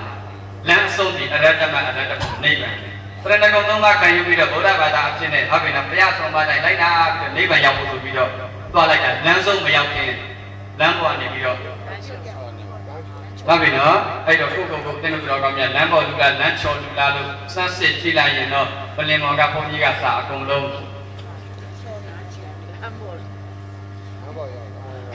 ဘယ်သူမှမဖြစ်တော့ဟုတ်တယ်ဘုန်းကြီးတပါးနဲ့လမ်းချော်နေတာသူကလမ်းပေါ်ဟုတ်ပါတယ်လမ်းပေါ်မှာနားနေတာဟုတ်ပြီနော်အဲ့တော့တင်းတို့တော်ကောင်းမြတ်ကိုအတိကိုရှုံးညက်စရင်အဲ့လိုတစ်ချက်ဖြစ်ဖို့လိုတာပေါ့ဗျာနော်ဒါကြောင့်တကယ်အကျိုးလိုချင်ရင်တော့တကယ်အကြောင်းကိုပြင်ဖို့လိုပါတယ်ဗျာတန်ត្រာဥနာတိဘုဒ္ဓတရာမပြောတဲ့ဒုလို့တဲ့အန္တရာယ်ကရန်သွရှိလာမယ်ဘေးဝေးဖို့ဒီဘက်ကလို့စုပ်ဖို့ကျန်တဲ့အဆောင်ဖို့တောင်းနိုင်အများဖို့သူများနဲ့ကြိုင်နိုင်ဖို့သူများနဲ့ကြောက်ဖို့သူများနဲ့စုပ်ဖို့သူများနဲ့ရှင်ရင်ဖို့သူများနဲ့စာတာဖို့ဟုတ်ပြီနော်အဲ့ဒီလောကီကောင်းကျိုးပြည့်စုံခြင်းရင်တောင်မှကြောင်းကောင်းဖို့လိုပါတယ်ဗျာဟုတ်ပြီနော်အကြောင်းမကောင်းလို့ရှိရင်ဘုဘေးတဲ့ဆရာကကြရာလုပ်ပေးလိုက်တယ်အလုံးလုံးတစ်ရက်3ရက်ပဲဆန္ဒပါဗျာဟုတ်ပြီနော်ကိုဘုရားဘာတော့အဆောင်လုပ်ပေးလိုက်တယ်သူများသမင်းနဲ့တာဟုတ်ပါရင်ပြီးပြီဟုတ်ပြီနော်ဒါကြောင့်အကောင်းဆုံးကတော့စာရိတ္တပစ္စည်းလောကကြီးဘာသာစီနဲ့တာဆိုပြီးတော့ကိုပစ္စည်းနဲ့စာရိတ္တကိုဘာသာအတိပင်နဲ့တာဖို့လိုပါရဲ့ဗျာမလိုဘူးလားဒါကြောင့်ကိုအတိကိုပြင်ကိုကျင်နဲ့ကိုကျင်အသင်းတင်နှလုံးသွင်းတတ်ဖို့လိုတယ်ဒါပေမဲ့ယနေ့ကလိယုတ်ကာလစုတ်ကဲကာလရောက်နေတဲ့အတွက်ကြောင့်လူတွေကအဲ့ဒီလိုတွေးတောမှုစင်ကြင်မှုပြင်ဆင်မှုတွေမရှိပဲရောချိန်လိုက်ဘာသာချိန်လိုက်နဲ့သူများတွေနဲ့အတူတရားပြောက်ပြီးတော့နေတဲ့အတွက်ကြောင့်မတရားတွေရောက်နေတာကများတယ်တဲ့ဒါပြီးတော့ဒါကြောင့်ကိုနံပါတ်1ကိုလမ်းမနေရင်လမ်းချော်နေရင်လမ်းပေါ်အရင်တက်ဟုတ်ပြီနော်ပြီးလို့ရှိရင်သူတစ်ပါးတွေလည်းအတိမှန်ကန်ပြီးတော့ကိုကြံအောင်ကြင်ကြံတတ်ဖို့လမ်းပေါ်ကိုရောက်ဖို့ရအတွက်လမ်းမနေသူကိုဖိမကူသောအပြင်ဘာလမ်းချော်နေသူကိုလမ်းပေါ်ဆွဲတင်သောအပြင်ယခုလိုပရာဟိတအလုပ်တွေလုပ်ရပါမယ်ခင်ဗျာလူလားလူတာပေါ့ပြီးတော့မယ်တော့ဒီလိုဟုတ်ပြီနော်လုပ်ဖို့လိုတယ်တဲ့ဒါကဘုရားရှင်ကိုယ်တော်ပြန်တာဝတ်ဒီပြင်မဇေတမောကြောင့်တော့တတိကြောင့်မှာတရင်ထုတ်ပြီးတော့နေတဲ့အချိန်တကုသောဓမ္မတပင်ညာကျမ်းကာတာအကာတမညမှာဘုရားရှင်ကိုယ်တော်မြတ်ဓမ္မတနာပလင်ဘောတော်သို့မကြွဝင်မီတဲ့တိဋ္ဌာနာပရိသတ်ဉာဏ်တာချင်းချင်းရှိကြဘူးလားရှိပါတယ်ဗျာဒီလိုမယ်တော့ဒီလိုဘုန်းကြီးကမကြွခင်ကျိုးပြီးတော့နေရာပြုကြမှာပေါ့ဟုတ်ပါဘူးနေရာပြုကြတယ်လို့ပေါ့ဟုတ်ပြီနော်အဲ့ဒီတော့တင်းတို့တော်ကောင်းညာဟိုကလည်းရဟန်းတန်ဃာတွေကလည်းဘုရားမကြွခင်ချင်းချင်းနေရာတွေယူပြီးတော့ပရိသတ်ထာရစကားတွေတရားနဲ့တရားပြောနေကြတယ်ဒီလိုမယ်တော့ဒီလိုလည်းဘုန်းကြီးမကြွခင်မပြောဘူးလားပြောပါရဲ့လူเจ้าပြောဘာတွေပြောဟောဘာသာပါလို့ပါနော်အဲ့ဒီတော့တင်းတို့တော်ကောင်းညာပရိသတ်ထာရစကားတွေပြောကြတယ်လို့ရဟန်းတန်ဃာတွေအချင်းချင်းလည်းပဲဘုရားရှင်ကိုယ်တော်မြတ်ကြီးရဲ့လောကတာစရိယတဏှိအဖြစ်ပရိဟိတစိတ်ဓာတ်ကိုအကြောင်းပြုပြီးတော့ဂုဏ်တွေကိုချီးမွမ်းနေကြတယ်။ကိုငါရှင်တို့ဘုရားရှင်ကိုယ်တော်မြတ်ကြီးဆိုတာကသိပြီးတော့လေးစားဖို့ကြည်ညိုဖို့ကောင်းတယ်။ကိုတော်တစ်ပါးဒီနိဗ္ဗာန်သို့သွားလို့ရရတာနဲ့လက်တော်၌ရောက်လို့ဖြစ်တဲ့ဝါခုယူရင်ခုရမယ်နိဗ္ဗာန်ကိုဆွတ်လွတ်ပြီးတော့လေးသိချင်းတဲ့ကပ္ပတသိပင်မဆင်းရဲခံပြီးတော့ဘုရားနိုင်လောက်တဲ့အတွေ့တွေအသားတွေမျက်လုံးတွေတနည်းမရစီတဲ့ဥစ္စာအဖျားပြားတွေကိုဆွတ်လွတ်ပြီးတော့ကာလမြောင်များစွာဆွန်ကြီးငါးပါးဆွတ်လွတ်ပင်မဆင်းရဲခံပါရမီတွေဖြစ်လာကြတယ်ဆိုတာငါတို့ဧတာယာစမှုဆုံးကလူတွေဟုတ်ပြီနော်လမ်းချော်နေရကနေလမ်းပေါ်သို့တက်မှတ်နိုင်ဖို့ပဲမလီရှင်ပြလို့တပည့်တော်တာမန်နာဆိုရင်လုံးနိုင်လားမလီဦးတဲ့အမှုတော်ဖွဲ့တာမှာအခုပဲ့ဖို့ရေးတာမှာမနေပြီးတော့ချိန်နဲ့ရိုက်ခေါ်လာရည်တင်တဲ့လူနဲ့ဟုတ်ပြီနော်အလုံးများတဲ့လူနဲ့မဖြစ်ဘူးကြာခင်ဗျားတို့လာအောင်လို့ဒီခါတော့ဒီမှာဘုန်းကြီးမတင်တဲ့ရိုက်တော်ပြီဒီပွဲတော့လာပြကြအောင်မနေရိုက်ခေါ်လာ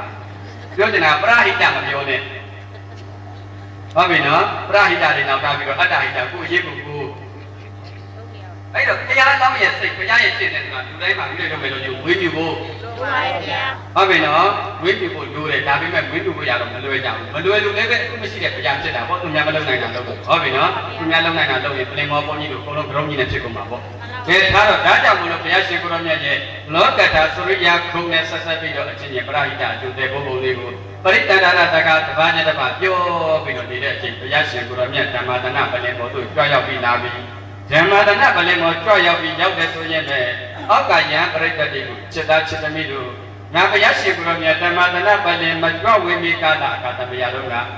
နေจิตသားတို့ဒီကိဉ္စုကောပရိတ္တန္တရောအဘယ်စကားတွေနဲ့ဆွေးနွေးတိုင်ပင်ပြီးတော့နေကြတယ်လို့မမေးဘူးလားမေးပါတယ်ဗျာဘုရားရှင်ကိုရောမြတ်ကတပ်ပညုတဉာဏ်ရှင်ကြီးဖြစ်တဲ့အတွက်ကြောင့်ဒီပုဂ္ဂိုလ်တွေဟုတ်ပြီနော်ဘသူကဘာစကားပြောတယ်ဆိုတော့အကုန်မသိဘူးလားသိပါတယ်ဗျာဟုတ်ပြီနော်ဘသူကလူပွဲပြီးတော့နေကြနေစားနေတယ်ဘသူကအောက်မုံပြီးဖုံးဖို့နေတယ်ဟုတ်ပြီနော်ဘသူကမဆိတ်ဖို့နေတယ်အကုန်လုံးတော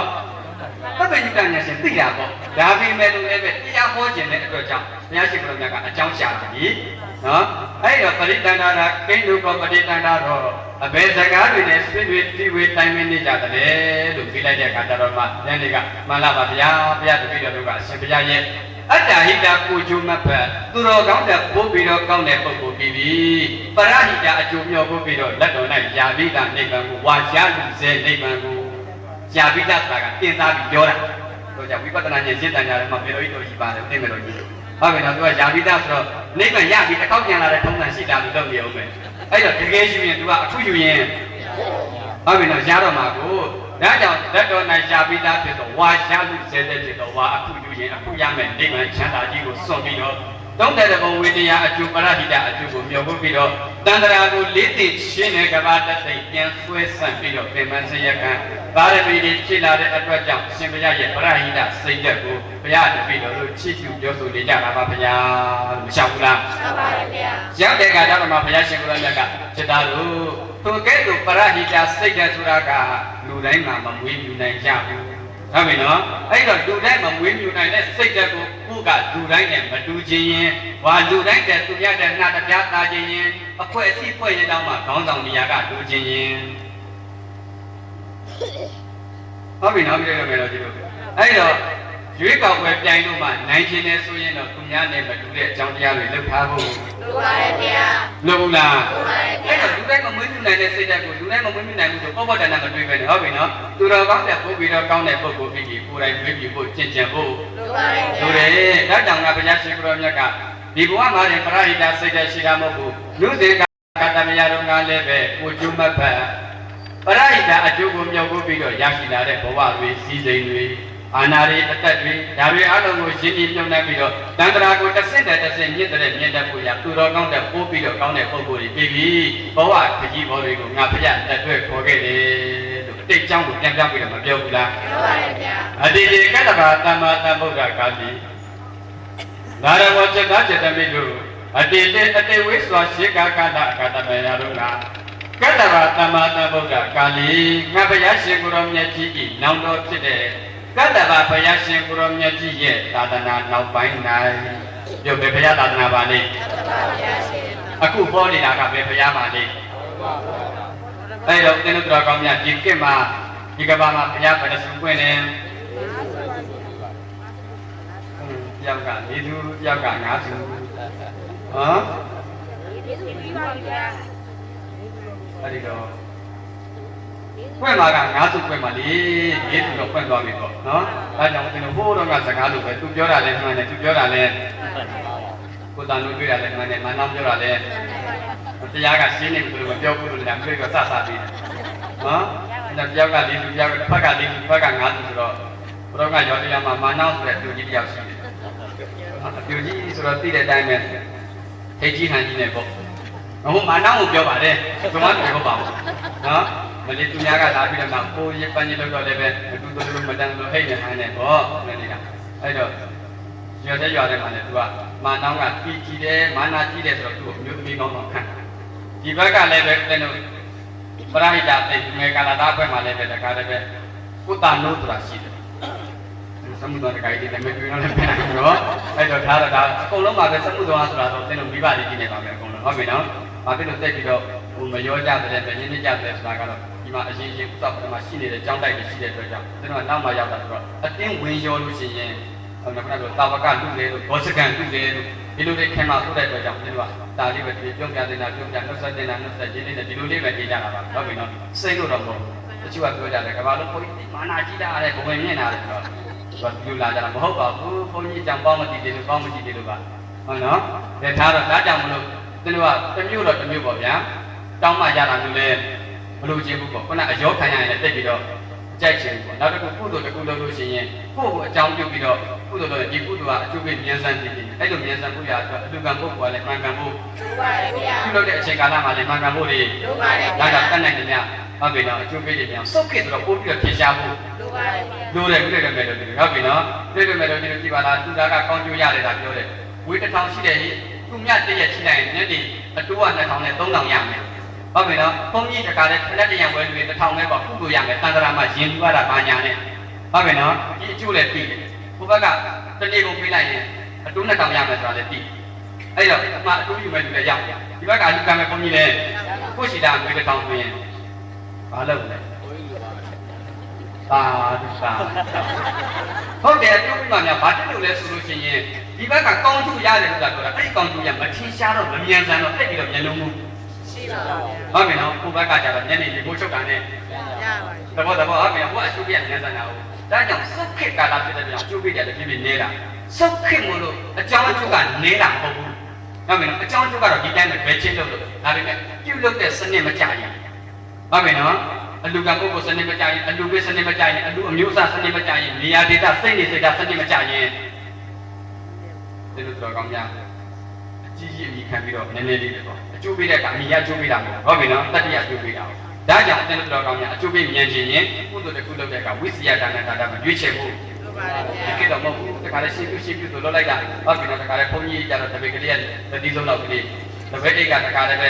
ကိုဖက်နဲ့ပြန်တောင်ချီတဲ့ချီတာလေးနဲ့ဟုတ်ကဲ့နော်ခေါင်းရည်ဒါရိတ်မရတာလေးနဲ့အဲ့ဒါလေးနဲ့လို့ပြီးတော့တခါလေဒါတို့ရေသက်ချပြန်တော့လည်းမယံပန်းတဲ့တန်တာရဝတ္တဒုက္ခတော့လုပ်နေတယ်အဲ့ဒါလေးလာပြီးဘုသူပြန်ပြီး6ပတ်ထက်ကြည့်အောင်ပါဒီကရှင်းအောင်ပါဗျမနေ့ကရှင်းအောင်လိုက်တာဘယ်လိုလဲဆိုတော့ညင်းတဲ့ကောင်3000ပဲလေဘုန်းကြီးတစ်ပါးဆိုတော့တဘောပြောတာအဲ့တော့သူကဘာဖြစ်လဲဆိုတော့ဟာရှင်းပြနာတာကုလူကြီးကဟုတ်ပြီနော်လောကီဘက်ကကြည့်အမြတ်ဆုံးတော့ပဏိတဒါနာကုလူကြီးပဲအဲ့ဒီကုလူတစ်ချိန်လုံးတဲ့ပုဂ္ဂိုလ်များကဟုတ်ပြီနော်အိစ္ဆာတရားဗရမကြီးရတာနဲ့တူတယ်လို့ဘုရားကဟောထားတာတကယ်လည်းပဲဒီအဲ့ဒီတိုင်းကိုမနေ့ငါတို့လူလိုက်တာသူကဘာမှမတူဘူးလေရှိတဲ့ညီကွယ်လေးတော့ဟောဖြစ်ရောလေဟုတ်ပြီနော်အဲ့တော့တကယ်ကိုဒီကုသိုလ်ကပါရမီထိုက်အောင်နိဗ္ဗာန်မြောက်အောင်ကိုဘယ်စိတ်ထားနဲ့လုပ်ခဲ့တာလဲဘယ်ရွှေချမ်းနဲ့လုပ်ခဲ့တာလဲဘယ်လိုပိတာပြည့်ပြီးတော့ဘယ်လိုပိတာအောင်ညီမြောက်အောင်လုပ်ခဲ့တာလဲကိုအပြစ်ကိုတော့အဲ့ဒါကိုဘုန်းကြီးတွေကနောက်ယူတော့ဒီလိုဘုန်းကြီးမြောက်ပြီးနေရုံနေငါတော့လည်းအဲ့လိုမြောက်ပြီးတော့ဝိုင်းပတ်ကလေးကုန်းသွားပြီဆိုတော့ကံကြတော့ညာနေတာဟုတ်တယ်နော်ဒါကြောင့်မသိတော့အခုရှင်းတယ်မသိတော့ဘာပဲတော့တန်းတယ်တူတဲ့ကုလိုပဲရွေးပြီးတော့လုပ်တယ်လုပ်ပြန်တော့လေသူများအဖြစ်ကြီးမှုဒေတာမှုကြီးမှုတွေဘာမှမမြောက်ဘူးတော့အရင်ကတော့အဲ့ဒီစိတ်တွေရှိတယ်အခုတော့မရှိဘူးတဲ့တော့ဘယ်လိုကြီးညွတ်နေမကြီးညွတ်ဘူးကိုယ့်ကိုပြန်တွေ့ပြီးကြီးညွတ်လို့ရရင်ကျင့်တယ်တရားပူတော်တယ်ကောင်းကောင်းပူတော်တယ်တရားပူတော်တယ်ကောင်းကောင်းပူတော်တယ်သံဃာပူတော်တယ်ကောင်းကောင်းပူတော်တယ်ကိုချားမယ်လူချားလိုက်တယ်ပတ်ချပမ်းမယ်လူဟုတ်ပြီနော်ဘာမှဘာစိတ်တွေမှလည်းမရှိတော့ဘာမှလည်းမဆိုင်ဘာမှလည်းသိပြီးတော့မလုံချင်တော့တရားရတယ်ပြောတာမဟုတ်ဘူးနော်ကိုကဖြစ်လာတဲ့စိတ်ကိုပြောတာအဲကြောင့်အခုလိုဘာမှသိမထားဘူးကိုကကိုပဲပြန်ပြီးတော့စမ်းစစ်တာများတယ်ဟုတ်ပြီနော်ကိုညံ့ရင်ကိုခံရမှာပဲကိုအားနဲ့ရင်တိုးတက်မှုလေးမှာပဲကိုအားတာရင်တိုးတက်မှုမြန်မှာပဲပေါ့ဒီလိုလေးရှောက်ပြီးတော့ကိုကအကြောင်းကျိုးနဲ့ပဲပြန်ပြီးတော့စင်ကြတော့ဘာဖြစ်လာလဲဆိုရှင်တဲ့နှလုံးသားထဲမှာအပြည့်ပြည့်ကြီးချမ်းလာတယ်ဟုတ်ပြီနော်သိပြီးတော့ခုတော့အရင်တော့သူကဘာပြောလိုက်တာလဲသူကဘယ်လိုလဲမင်းတို့ကောင်းလေးဘာဒီလိုလာတာအခုတော့မင်းတို့ကဘယ်လိုလဲမပြောလဲပြောပါတတ်တယ်မင်းတို့မရတော့ဘူးဒီလိုလေအရှိချင်းတော့သိပြီးတော့ဟုတ်ပြီနော်အဲ့တော့ဒီအတိလေးကဘယ်ပါရမီကြောင့်ဘယ်လိုကြောင့်ဝင်လာလဲတော့မသိဘူးဒါပေမဲ့ဦးဇင်းတို့ကတော့ကောင်းတာပေါ့ဟုတ်ပြီနော်ဒါကြောင့်မင်းတို့ကသိပြီးတော့အဲ့ဒါမျိုးဘာမှတော့မရှိတော့ဘူးလာဘူးမလို့ရှိတာနဲ့စမရှိတာမစားနဲ့တော့သူမရလာမှတော့လှုပ်ချင်တယ်လှုပ်ပေါ်တာသိလို့သူကျင်တာဖရာကြီးပြန်ပြနေတာပဲတကောင်းလာပြကြောဒါကြောညာဝင်တာသူတို့ထဲကိုကောက်ကိုကြောညာဆိုပြီးနေရမနဲ့လို့နော်တကောင်းလာပြကြောတင်လို့9ရက်နေ့ဒီကျောင်းဆက်ကြဖရာရွှေထီတော့ပြန်ပြီးတော့ပြင်ပါပေါ့တချို့ကပြောတယ်ဘာဖြစ်လို့ပြင်လဲ3နှစ်ပဲရှိသေးတယ်ဖရာပါပဲတော့ဒီလိုလားအဲ့တော့ဦးဇင်းတို့ကဖရာရဲ့အောက်ရှင်ကြာရေးရှင်ငကိုနဲ့ဦးဇင်းတို့ဒီမှာကဦးဇင်းတို့ပလန်ကကြာရအဲ့ဒီကြာမပါလိုက်ဘူးပေါ့ဗျာဦးဇင်းတို့ခီးသွားတယ်တော့ဖရာလုပ်တဲ့လူကနားလည်းမပြောပြီးတော့ ကျုံတယ်လို့လုပ်လိုက်တာရိုးရိုးကြာကုန်မဲ့လုပ်လိုက်အဲ့ဒါပြန်လာတော့လုပ်မယ်ဆိုတော့မပြီးတော့အဲ့ဒါနဲ့လုပ်ဖြစ်ခုကြတော့ပြန်လို့ကြာပွင့်ဝေးရကြည့်လိုက်လို့ရှိရင်ဒါကြာပွင့်ထဲမှာဒီမှာလုံးခုတော့လုပ်နေတယ်ပေါ့ဒါတော့အဲ့ဒါယူပြီးလို့ရှိရင်ကျွန်တော်ဘဝမှာလုပ်စရာကိစ္စပြီးပြီလို့ပြောတာဟောကြောင့်ဘယ်လိုပြောမလဲအသက်40ကြောင်နဲ့နေချင်းမှနေရမှာဟုတ်ပြီနော်ပြည့်ကျင်နဲ့ပြည့်မှာပေါ့ဒါတော့တိတ်ပြောမရဘူးပေါ့ဗျာဒါတော့ကျွန်တော်တာမအတိနဲ့ဆိုတိတ်မရှိတော့ဘူးဖြစ်နေအဲ့ဒါကြောင့်မလို့ကျွန်တော်ကအဲ့လိုတိကန်ကြီးလို့ပဲအဲ့ဒီစိတ်ဝင်လာတော့သိဘူးပေါ့ဗျာဘယ်သူမှဘာမှတိတ်မရှိကိုယ့်ကိုပဲပြန်တွေးပြီးနေဟုတ်ပြီနော်ဒါကလည်းငါဒီဘဝသိလို့ရှိရင်ဒီဘဝကောင်းမှုဒီကနောက်ဘဝမှာစုံနေမှာဥက္ကရာလာလို့ရအောင်ဟုတ်ပြီနော်အကြောင်းတရားဘယ်လိုသူတရားဘယ်လိုနည်းနည်းပြဘိုးတရားဘယ်လိုလုပ်သွားဒီလိုကိုအကြောင်းလည်းကိုပြန်ပြီးတော့ပြင်ရတော့တာပေါ့ဦးသိန်းတို့ပြင်များပြီလားအဲ့ဒီအတီလေးတွေကိန်းနေခြင်းအဲ့ဒီအတီကိန်းလို့ရှိရင်ထဲမှာအီးချမ်းတကယ်အီးချမ်းတယ်နော်ဘင်းရင်ပိုင်းစိတ်နဲ့ဆိုတာဘုန်းကြီးပြီးနားထောင်ကောင်းအောင်လုံငွေချူအောင်ပြောနေတာမဟုတ်ဘူးတကယ်ငြိမ့်ရင်တကယ်အီးချမ်းဟုတ်ပြီနော်မငြိမ့်တဲ့ပုဂ္ဂိုလ်ကဖြာပါတာဒီကိလေသာတွေကြောင်းကြမှုတွေဟုတ်ကဲ့ရှင်တဲ့လုံးသားထဲမှာကိလေသာများရင်လုတ်တဲ့အလုပ်ပြောတဲ့ပြောတရားနဲ့အမှားတွေအလွဲတွေကုလာမှုတွေများတယ်တွေ့လို့ပဲလို့ဒီနော်ဒါကြောင့်ဘုရားရှင်ကိုရောမြတ်ကသင်သားပြသမီးတို့ကတ္တဗဘုရားရှင်ကိုရောမြတ်ရဲ့သာသနာတော်ပိုင်းဘုရားက၄သူဆိုတော့တစ်ဖက်က၄သူတစ်ဖက်က၅သူဆိုတော့သူလည်းမှန်တယ်ကိုလည်းမှန်တယ်လို့ပြောပြနော်အဲ့တော့ကိုတာနိုးကိုလည်းတခါလေးကြီးခံထားလိုက်တော့မာနောင်းကလည်းလက်မခံမာနာကြီးဒီဘက်ကတခါလေးပဲဖွဲ့ရလဲဝိသံတို့မာနောင်းသွားပြီးတော့ဒီစကားပြောလို့မရဘူးနော်မာနောင်းအိတ်မာနာကြီးတာဒါလည်းပဲကိုတာနိုးကလည်းပဲမင်းတို့ကောင်းနေကွာယောက်ျားလေးနဲ့မိန်းကလေးဘာသားနဲ့ထူတာမလဲမိန်းကလေးစိတ်နဲ့ပါမရဘူးနော်ကိုတာနိုးမာနောင်းကဘာလို့မရမှာလဲကွာအမေကကိုတာနိုးပြောပြဟုတ်တယ်သူတို့လည်းအဲ့ဒါအောက်တတ်တယ်ဗျာဘေးသူတို့မခံနိုင်ဘူးပေါ့ယောက်ျားလေးတက်ကကြတယ်ဟုတ်အေးမင်းတို့မပြောငါပြောမယ်ကိုတာနိုးကတခါလေဒီနေ့ကျတော့ဓာတာလေးရမာနောင်းမရှိပိုင်းကြီးနေတော့တခါလေမာနောင်းစီသွားတယ်သွားပြီးတော့ဗာပြောလိုက်ပြီးတော့မာနောင်းရဲ့လာကြီးရတယ်တားလိုက်တာဒီပေါ်ကိုတာနိုးရဲ့လာပညာလာတာကအစမ်းမှာတော့အေးသူကစမ်းပြီမဲ့ကျုပ်ကတော့စမ်းတယ်ဗာဖြစ်တယ်လို့ကျုပ်ကမာနောင်းဖြစ်နေတာ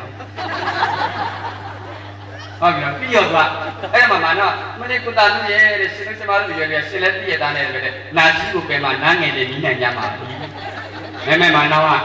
ဟုတ်ပြီနော်သူပြောလိုက်တာနာကြီးကိုပဲမှာ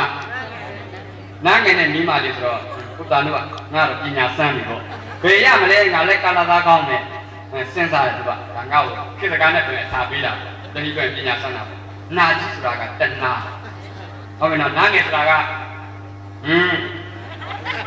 တလောက်နဲ့မပြီးဘူးပေါ့ဟုတ်ပြီနော်နာကြီးတဏှာဆက်နေရုံလောက်နဲ့အရသာကပြောနေုံနဲ့မပြီးဘူးအဲ့ဒါကိုကြော်လာပြီးမှဟိုမှာနားငယ်နဲ့နီးမယ်ဆိုတော့မာနောင်းကိုဆွဲလာရနာလို့ပြောတော့တခါလေမာနောင်းကာယကလေးချက်တယ်ဆိုတော့တိုင်းရက်ကွက်ရုံတိုင်းအစစ်စစ်ရောက်တော့တခါလေတရားသူကြီးကကြီးပြစစ်ပေါ့ဗျာမောင်တာလို့ခင်ဗျာမြင့်မာနောင်းကိုကာယကလေးပြက်အောင်တခါလေပိုင်တတ်ပါကြည့်ပြောပြီးတော့သွားပြီးဆွဲလာရနာလို့ပဲဟာကျွန်တော်လုပ်ပါလေဒါပေမဲ့ကျွန်တော်ဒီတိုင်းမလုပ်ပါဘူးခွင့်ပြုချက်နဲ့လုပ်တာပါဒီဟဲ့ကောင်အမျိုးသားနဲ့မျိုးသမီးလူပြိုနဲ့အပြိုဟုတ်ပြီနော်တရားနဲ့ကြောက်ဖြစ်ပြီးလို့ရှိရင်ရုံနဲ့အောင်မရှိဘူးလေမင်းကခွင့်ပြုချက်နဲ့လည်းလုပ်တယ်ပြောသေးတယ်ဘာဖြစ်လို့ရုံမရပါလဲသူကဘယ်လိုခွင့်ပြုလို့လဲဆိုတော့တရားသူစဉ်းစားကြည့်ပါဗျာကျွန်တော်သူ့ကိုလူစကားပြောတယ်တဲ့ပြောတော့သူကကျွန်တော်ကိုနာကြီးကိုပဲမှနားငယ်နေပြီးပဲကုတာလို့ရရှင်တို့ကျမတို့တွေကဒလာတွေပြောနေရမယ်အရွယ်မဟုတ်ဘူးလို့ပြောတယ်အဲ့တော့နာကြီးဆိုတာတရားသူစဉ်းစားကြည့်ပါဗျာတဏှာဗျာဟာဟုတ်တယ်နာကြီးကတဏှာနာကြီးနဲ့ကြည့်တာဟုတ်ပြီနော်အဲ့ဒါရှင်တို့ကျမတို့ကအသက်ကြီးပြီတဲ့ဟုတ်ပြီနော်အချိန်သိမ့်မရှိတော့ဘူးအရာတဏှာခံပြီးအရာသာခံပြောနေုံနဲ့လက်တွေ့ကြကြလုံးမှနားငယ်နေအဲ့ဒါကြောင့်မလို့ကျွန်တော်အချိန်မဆွဲတော့ပဲနဲ့ဆွဲလာရင်လာတော့အဲ့ဒါမာနောင်းလည်းတာပါတယ်မင်းတရားကြီးတရားကြီးသူပြောတာမဟုတ်ပါဘူးသူပြောတာမဟုတ်ပါဘူးဘာမဟုတ်တယ်လဲမာနောင်းလည်းသူပြောတယ်နာကြီးကတဏှာတော့ဟုတ်ပါတယ်ရှင်ကျမနားငယ်ဆိုတာကသူပြောတဲ့ဟာမဟုတ်ပါဘူးကျမကနိဗ္ဗာန်ကိုပြောတာပါရှင်တို့ကျမတို့အသက်ကြီးနေပြီတဲ့ဟုတ်တယ်မလားတဏှာဖြစ်နေလို့မရဘူးတဏှာကိုပယ်မှနိဗ္ဗာန်နဲ့နီးမယ်လို့ပြောတာပါဘုရားပြကောင်းချောက်ဒီဘက်ကမာနှောင်းပြောတာလေဘုဘကကုသနိုးတွေးတာလေအဲ့တော့မင်းတို့နောက်ဆုံးတရားခတ်တဲ့မှုမျိုးတွေပြောင်းမလုပ်ကြနဲ့ကွာလို့ပြောပြီးပြန်လုပ်လိုက်တယ်နော်လည်းပဲဗဒ္ဒကဘာဘုရားပဒစုပွင့်လဲပြီးတော့ဟုတ်ပြီနော်တရားကတစ်ပတ်ကလေးတရားပတ်ကနှစ်ပတ်တော့ကုသနိုးတွေးတာလေမာနှောင်းပြောတာလေဟုတ်ပြီနော်ပွင့်မှာကဥပဒေတော်ကောင်းများ9စုပေါ့ဟုတ်ပြီနော်ဒါပေမဲ့အခုပွင့်သွားတာက4စုရှိပြီနောက်1စုပဲအဲ့တော့ဖြစ်တော်ကောင်းတွေကဇေဘယ်နဲ့4ယုံပွင့်လို့နဲ့ကိုတန်ကုန်ပြေကျမ်းပါသေးပိုင်ကျင်သူပြုမောင်ကြီးရဲ့ခေါင်းပြခဲ့လေဆိုပြီးတော့နောက်ပွင့်မဲ့ဘုရားကိုရွေးပြီးတော့ ပြောကြတာမလားဒါတော့ဒါကြောင့်တင်တို့တော်ကောင်းတို့ကတ္တဗဘုရားရှင်ကိုရမြတ်ကြီးရဲ့သာသနာနောက်ပိုင်းဘာကြောင့်ဘုရားငါးခုပွင့်ရတယ်လေဘုရားလေးလည်းဆိုတော့မကြီးခိုင်းတော့ဘူးဒီလိုဘုန်းကြီးဖြစ်မှာဆိုလို့မင်းညာကတော့ဒါဖြစ်မင်းညာဆရာတော်ကြောတိမဲ့တယ်တဲ့ညတော့ဥတိပါကျင်းတဲ့ပုံစံအဲ့ဒီတော့နော်ဒါတော့ဒါကြောင့်မို့လို့တင်တို့တော်ကောင်းများဘာကြောင့်ဒီကဘာမှာဘုရားငါးခုပွင့်ရတယ်လေဟုတ်ပြီနော်50တက်ဘာကြောင့်ဥမပွင့်ရလဲဆိုတာဒီကပြီးတော့ကျုပ်တို့ပါတယ်သူဓမ္မကောတကလေးဣပိဒဖြစ်မှာပေါ့ဟုတ်ပြီနော်ဘုရားလေးထားတော့ဒါကြောင့်မို့လို့ဦးဇင်းတို့တော်ကောင်းများအခုဂေါတမဘုရားရှင်ကိုရောမြတ်လက်ထက်ဘုရားရှင်ကိုရောမြတ်ကအတိတ်တန်းကိုပြန်ပြောင်းပြီးဟောတဲ့အခါจิตသားจิตသမီးတို့အိုးလွန်ခဲ့တဲ့ငါဘုရားရှင်ကိုရောမြတ်ရဲ့နောက်တော်ဖြစ်တဲ့ကတ္တဗဘုရားရှင်ကိုရောမြတ်ကြီးရဲ့သာသနာနောက်ပိုင်းသာသနာနောက်ပိုင်းမှာနော်ဘုရားပြိဋိဘံစံတော်ပြီပေါ့အဲ့တော့အဲ့ဒီသာသနာနောက်ပိုင်းဗာရာဏသီကြီးဆိုတာရှိတယ်အဲ့ဒီဗာရာဏသီကြီးမှာဥဒိနကမင်းဆိုတာကတိုင်းပြည်အုပ်ချုပ်မင်းလုပ်ပြီးနေတဲ့အခြေဟုတ်ပြီနော်အဲ့တော့ဗာရာဏသီပြည်ဥဒိနကမင်းတိုင်းပြည်အုပ်ချုပ်မင်းလုပ်ပြီးနေတဲ့အခြေအဲ့ဒီခေတ်မှာဖြစ်ကြတဲ့ပုဂ္ဂိုလ်တွေကသာသနာနောက်ပိုင်းဆိုတော့ရှင်တဲ့နှလုံးသားထဲမှာတဖြည်းဖြည်းသာသနာတွေဒီနေ့ခေတ်လို့ပေါ့ဗျာဟုတ်ပြီနော်ဘုရားရှင်ကိုရောမြတ်ရဲ့သာသနာကတဖြည်းဖြည်းတွေ့ကြုံမဲ့တော့ဒီလိုအနှစ်9000မကကြာအောင်ဗုဒ္ဓသာသနာစီရင်တိတ်တုဆိုပြီးတော့ဟုတ်ပြီနော်ပြောပြီးတော့နေကြတာပြီးတော့မဲ့တော့ဒီလိုသင်္ကိုယ်တိုင်ဘာဖြစ်လဲဆိုတော့မပြောမလဲတရဝါရီဘေးရန်ခတ်သိကင်းငြိမ်းကြပါသည်ချမ်းသာခတ်သိကင်းငြိမ်းကြပါသည်စိရဲခတ်သိဆိုတော့ဘုရားကမေတ္တာလုပ်ပြီးလက်ကပေါင်ကိုက်တဲ့ချင်းရိုက်ကြည့်ပါရဲ့ဗျာဟုတ်ပြီနော်ရိုက်နေတယ်လို့ပဲဘုရားကသာဗုဒ္ဓသာသနာစီရင်တိတ်တုပြောနေတာရှင်နဲ့ကိုယ်တိုင်နဲ့သာသနာ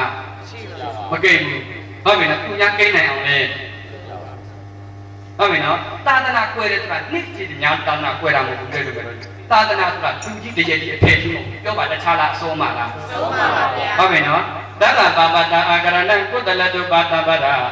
သစ္စိတ်တာပရိယောဓမ္မနံဧတံဗုဒ္ဓနာသာသနာဆိုတော့ဘုရားရှင်ကိုရောမြတ်ရဲ့သာသနာကိုအနှစ်ချုပ်လိုက်ရင်မကောင်းဘူးရှောင်ကောင်းမှုစိတ်ထူအောင်အဲ့ဒီတုံးကရှင်ထဲမှာကိန်းနေရင်ဒီလိုတော်ကောင်းများအဲ့ဒီပုဂ္ဂိုလ်တွေကသာသနာကိန်းနေတာပဲဗဇက်ကဘလောက်ပဲဒါကလည်းဗုဒ္ဓသာသနာစီတဲ့တဲ့လို့ပြောရှင်တဲ့နှလုံးသားထဲမှာမကောင်းမှုတွေကိုစောင့်ကောင်းမှုတွေကိုရှောင်ပြီးတော့စိတ်ကိုကိလေသာအာယုကာမဂုဏ်တွေနဲ့ဟုတ်ပြီနော်လူစီမထားဘဲနဲ့ဖြည်းဖြည်းဝတ္တပတရားမထားဘဲနဲ့မင်းကြီးအောင်ပြုနေပြီဆိုရင်အဲ့ဒီပုဂ္ဂိုလ်သာသနာကွဲနေတာပဲမှန်ပါပါဗျာဒါကြောင့်ကျွန်တော်ကျေးဇူးတော်ရှင်ဘုရားဘုရားတော်ပြရှင်အမြဲတမ်းဆုံးမတဲ့စကားရှိတယ်သာသနာဝမ်းတဲ့ရောက်ကြပြီလားသာသနာဝမ်းတဲ့ရောက်ကြပြီလားဟုတ်ပြီနော်သာသနာနဲ့တချို့ကဘယ်လိုပြောမလဲတွေ့လွဲရှိတယ်တချို့ကမတွေ့လွဲရှိတယ်တချို့ကတိတ်လွဲရှိတယ်မတွေ့လွဲဆိုတာသာသနာ့ဘာမှာဖြစ်တဲ့ပုဂ္ဂိုလ်တွေပေါ့ဗျာဟုတ်ပြီနော်အခုသင်တို့ညံပေါက်ပြမှာဖြစ်နေတဲ့ခွေးတွေဝက်တွေပါလေဒါသာသနာနဲ့တွေ့ခွင့်မရှိပါဘူးလားမရှိဘူးပေါ့ဟုတ်ပြီနော်အတိတရားဒါကြောင့်သူကမတွေ့လွဲပေါ့နောက်တစ်ခုသင်တို့တော်ကောင်းများတွေ့လွဲတချို့တွေ့လွဲတွေလည်းရှိပါရဲ့ဗျာရှိသေးတယ်ဟုတ်ပြီနော်တချို့တွေ့လွဲတွေဆိုတာကတရားမတိတရားမနာဘုန်းကြီးမတိဉာဏ်သံဃာမတိဒါနတိတဘာဝနာမတိဟုတ်ပြီနော်သာမှုအိမ်မှုပြောပါမှုတွေနဲ့စီပွားရေးအတွက်ပဲတဘောတနစာကောင်းစားရေးနဲ့ဘုံတိုင်းတွေနဲ့အခြေပြုံးပြီးတော့နေတဲ့ပုဂ္ဂိုလ်တွေကတွေ့လွဲပါမြေတော်ကြီးကမတွေ့လွဲတဲ့လေတွေ့လွဲတဲ့လေမလေးတိတ်ပြီးဖြစ်မနေနောက်တစ်မျိုးကြံသေးတယ်တချို့ကတိလွဲ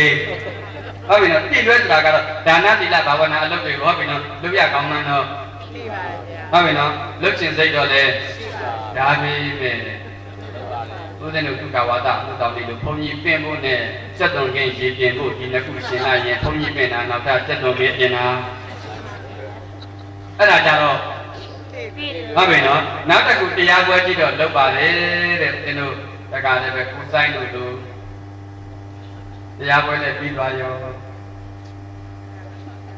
တရားလည်းတရားမှန်းသိဘာဟောကြမှာလဲဘယ်လိုကြည့်ရမလဲ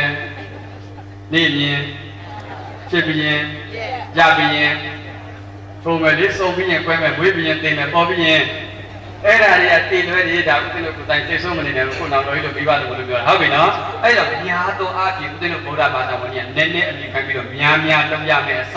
များအမိခံပြီးတော့အဲ့ဒါပလင်မောဘုရားစာဟုတ်ပြီနော်ပြောလိုက်တော့ကျွန်တော်တို့ကောင်းများမလိသမဏသာရုပယဟန်ဒီလာကုံနဲ့ဘာညာနဲ့လာပြောနေတာနေရာတိုင်းအချိန်တိုင်းမှာပြည့်စုံအောင်ကန့်ညီအောင်ဒါကျွန်တော်တို့ကောင်းများသတိထားဖို့လိုတယ်နော်ဒါကြောင့်ကျွန်တော်တို့ကောင်းများကူတဲ့ပုဂ္ဂိုလ်တရားဝါတွေတစ်ပြည့်ပြည့်စုပ်ကစ်ဖြစ်လာတဲ့အတွက်ကြောင့်သာသနာတစ်ပြည့်ပြည့်ကွဲလာပြီသာသနာကွဲဖို့သာသနာထွန်းကားဖို့ဆိုတာကတူကစတရားဟုတ်ပြီနော်ကိုယ်စိတ်ထဲမှာရေစိုးမှကိန်းတို့သူများကိန်းနိုင်အောင်ဟ ဟုတ်ပြီနော်ဒီလိုဆိုရင်သာသနာက9000မက1000လဲမရှိဘူးလားအခု2500ကျော်ပဲရှိသေးတယ်တခါတည်းပဲဒီတက်နေတဲ့ယောဂတဲ့လို့ဒီလိုဆွဲနေပြီလေသာသနာကဟုတ်ပြီနော်ခုနပြောလာတာကိုပြီးတော့ပြောလို့ဒီပြဒါကြောင့်ဗုဒ္ဓသာသနာစိတ္တတက်တောင်းမရဘူးကျင်းတဲ့လုံးသားထဲမှာတကယ်သာသနာကိုသင်တို့ပြောကောင်းတယ်ကင်းကျင်နေဆိုရင်ကိုတီလွယ်လားတွေ့လွယ်လားမတွေ့လွယ်လားလို့စမ်းစစ်ပြီးတော့အလွယ်တဲ့ကအလွယ်တဲ့ကနေလွတ်အောင်ကြုံဖို့ဒါပေမဲ့အခုတော့ဒီလိုမဟုတ်ပါပဲဒီစေကြောင့်ငါနေဆုံးဒီလိခံကြတဲ့ဒီလူအများရဲ့ဩတွေ့ကြည့်ရင်သန္တရာအကြောင်းကိုဖြင့်ပြန်ပြောင်းသတိရစေခြင်းနဲ့တရားနဲ့တရားသိခွဲရှင်ခွဲကြရတာလေမရည်တွက်နိုင်တဲ့ဒီအရွယ်ဆိုရင်ဖြင့်စင်တင်စားတာနေတဲ့ပါပြီွယ်တော့မှကုချိုင်မတရားမသိဘူးဗျနော်ငါကြောင့်ဒီလိုမဲ့တော်ကြီးတို့ဘုရားရှင်ဘုရားမြတ်က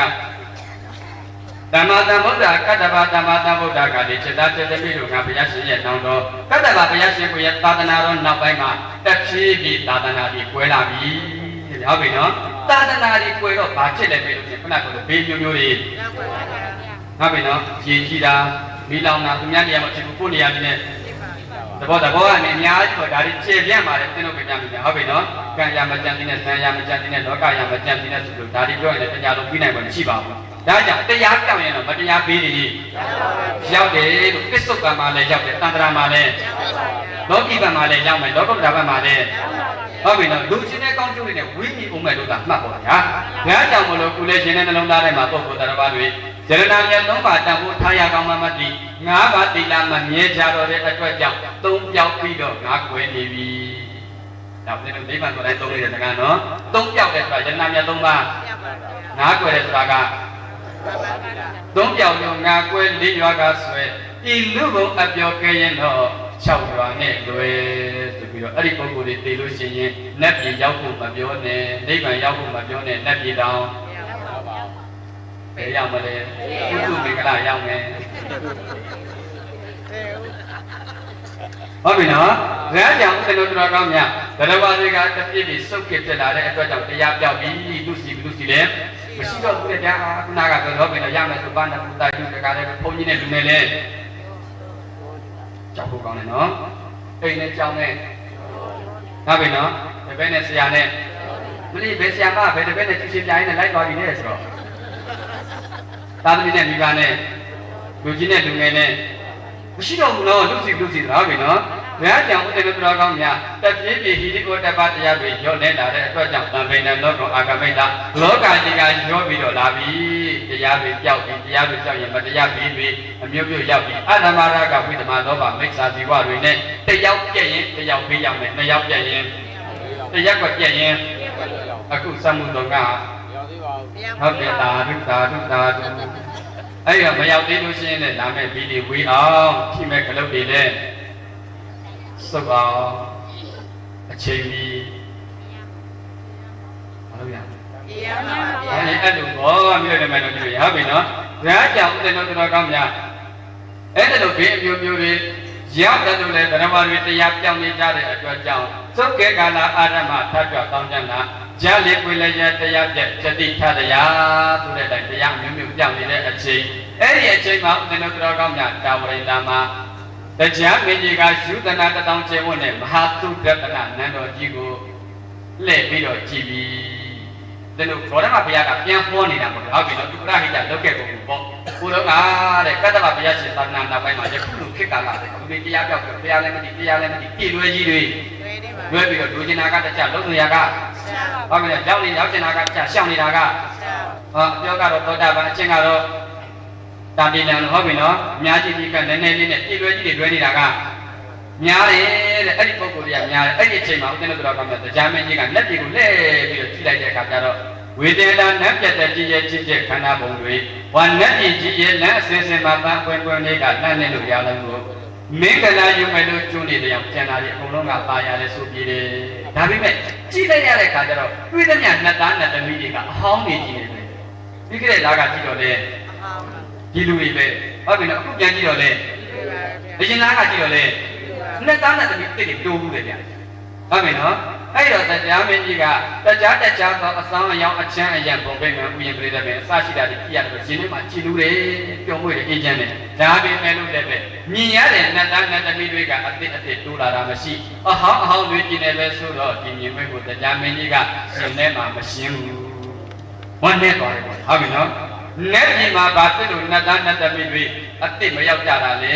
လူပြည်မှာမြန်30ဘုံမှမြန်မသိသေးတွေပေါ်နေလို့လားလို့ကြည့်လိုက်တော့လည်းမဟုတ်ဘူးလေဟုတ်ပြီနော်ခုဒီဈေးကရှာလို့အသေးကွဲရင်ကြောက်တဲ့ဈေးလ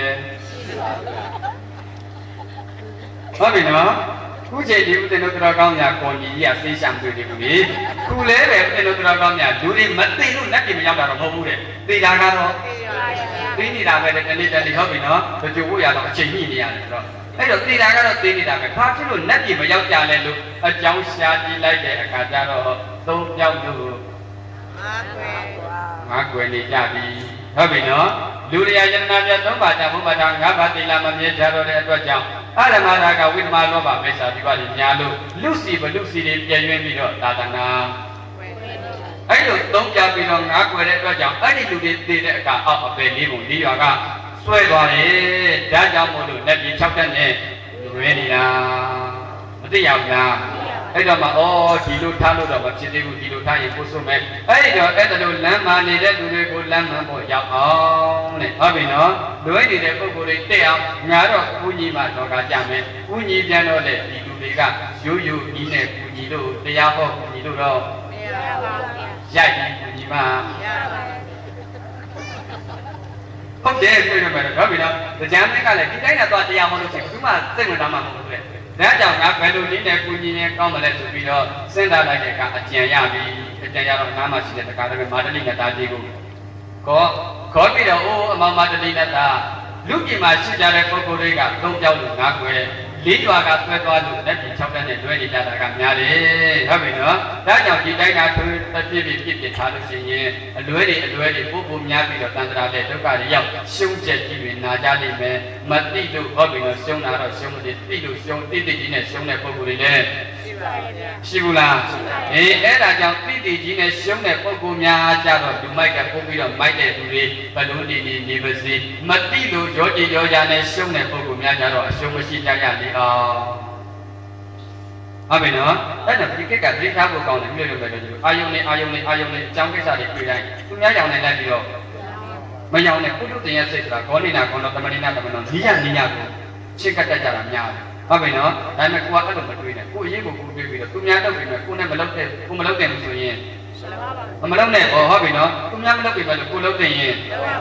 စားရှိတဲ့ကိုအရေးကိုတကယ်တွေးရင်ဘာမှကျင်းနေမနေဟုတ်ပြီနော်တကယ်အရေးတကယ်ပြီးတော့တကယ်ကိုပဲတွေးပဲတာမှမကဲအကြောင်းခိုင်လုံးကားတဲ့ပုဂ္ဂိုလ်များတော့အားရင်ကောင်းတာဟုတ်ပြီနော်စိတ်မျိုးကောင်းတယ်ဘယ်တော့ပဲပြောစိတ်ယုံဆောင်ရင်ခေါ်တယ်လူကရှိပါဘူးဗျာတဘောဟုတ်ပြီနော်တခါတည်းပဲတင်းတို့တော်ကောင်းများဘယ်သူပဲဒီကမ္ဘာကဘယ်တော့ချစ်တယ်ပြောငွေခွက်ပြီးရင်ဟုတ်တယ်မလားဘယ်တော့တပည့်တာဝကများတယ်ပြောလူကြီးပြုတ်သွားရင်ရှိပါဘူးဗျာတဘောမလားဒါကြောင့်အကောင်းဆုံးကတော့လူတွေတို့ကိုလူရဝဲဖို့အထက်တန်းကြဖို့မျက်နှာတန်းလာဖို့အစစ်မှန်ဆုံးကတော့ကိုအကြောင်းတရားပြည့်စုံတာဖို့ဟုတ်ပါဗျာအကြောင်းတရားမပြည့်စုံရင်သူများကကိုယ်ကိုတခါတည်းလူကြီးတင်ရင်တော့မှထောင်ချဖို့တဲ့ဆိုတဲ့ပြစ်ချက်နဲ့ဘေးရတိုင်တဲ့လူကရှိပါဗျာသဘောဟုတ်ပြီနော်ဒါကြောင့်အကောင်းဆုံးကတော့ဒီလိုလိုကြက်တာတွေထားပြီးတော့ကိုယ့်အကူအပြင်တော့ဘယ်သူတရားပြည့်တယ်မပြည့်စေနဲ့ပေါ့နော်ဒါတော့ဒါကြောင့်မို့လို့ညာတို့လည်းပဲတိတိကြီးနဲ့မှားတဲ့ပုဂ္ဂိုလ်တွေတော့မတတ်နိုင်ဘူးဟုတ်ပြီနော်မတိဘဲနဲ့ရောကြည်ရောရနဲ့မှားနေတဲ့ပုဂ္ဂိုလ်တွေကိုတော့တတိတံဝေကနဲ့အသိဉာဏ်နဲ့ရအောင်ပရာဟိတစိတ်ဓာတ်နဲ့လမ်းမှန်ဖို့ဆွဲကျင်ဖို့ငါတို့သွားကြဆိ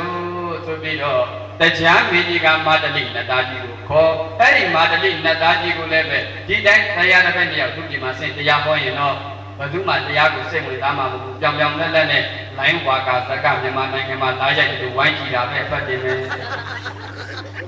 ဟုတ်ပြီနော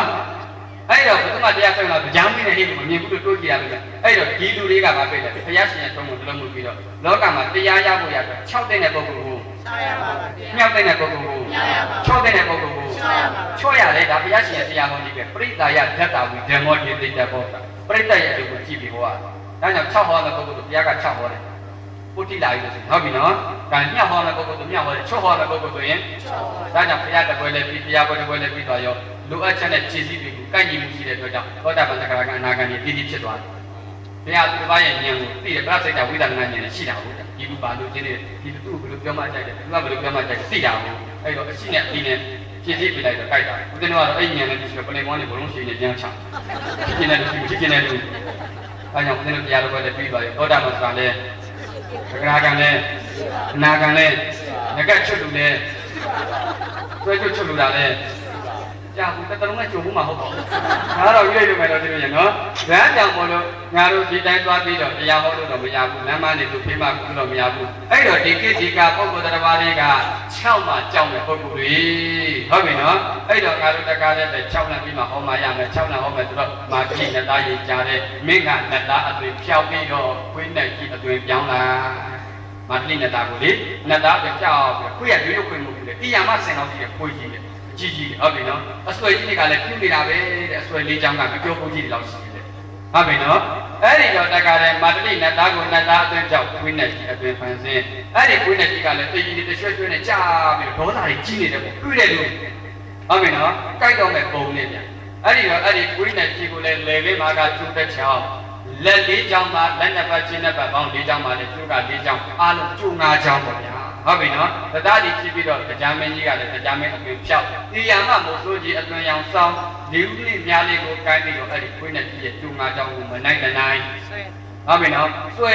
ပြီးတော့ဒီပုံပန်းသိပြီးတော့လူပြည်ကိုဆင်းလာကြတယ်နော်လူပြည်ကိုဆင်းလာပြီးတော့စက်မှုသုံးကနေပြီးတော့တခါတည်းစက်မှုသုံးနဲ့ဝင်လာပြီးဆိုတာနဲ့တရားမင်းကြီးကပေါ်ပြီးတဲ့ခွေးကလည်းတွေ့တာနဲ့ဘုသူကိုင်းမယ်ဒီလူကိုင်းမယ်လုံးလိုက်ဖောင်းလိုက်တရားမင်းကကိုင်းမယ်လုံးလိုက်ဆွဲလိုက်အမဲမနိုင်မနေပေါ့ဗျာဟုတ်ပြီနော်အဲ့ဒီတော့တရားမင်းကလည်းပဲနတ္တိဝတ္တဘောလောကောဘောအချင်းတို့လောကကြီးဒီနတ္တိဝတ္တပျက်စီးလောကကြီးပျက်စီးတော့မယ်လောကကြီးပျက်စီးတော့မယ်ပေါ်လိုက်ဟောတော့ကိုရဘုသူတွေလည်းကဒီလူတွေလည်းကဒီလူတွေတက်ကဆိုတက္ကရာမြို့လေးကျက်ရှိတဲ့လူတွေမနေရတော့ဘူးတဲ့ဗျဟုတ်ပြီနော်ဒီကွေးကန်ရဲ့ကြောက်လို့မိမိတို့ရဲ့အာကိုရာကိုဥတည်ပြေးကြတယ်သူတို့ရဲ့အာကိုရာကဦးဇင်းတို့တော်ကောင်းများအဲ့ဒီခေတ်ကတော့ဘုရားမဟုတ်ဘူးဘုရားတာတော်နောက်ပိုင်းဟုတ်ပြီနော်သူတို့ရဲ့အာကိုရာကတရားမဟုတ်ဘူးတိုင်းပြည်အုပ်ချုပ်မင်းလုပ်တဲ့ဘယင်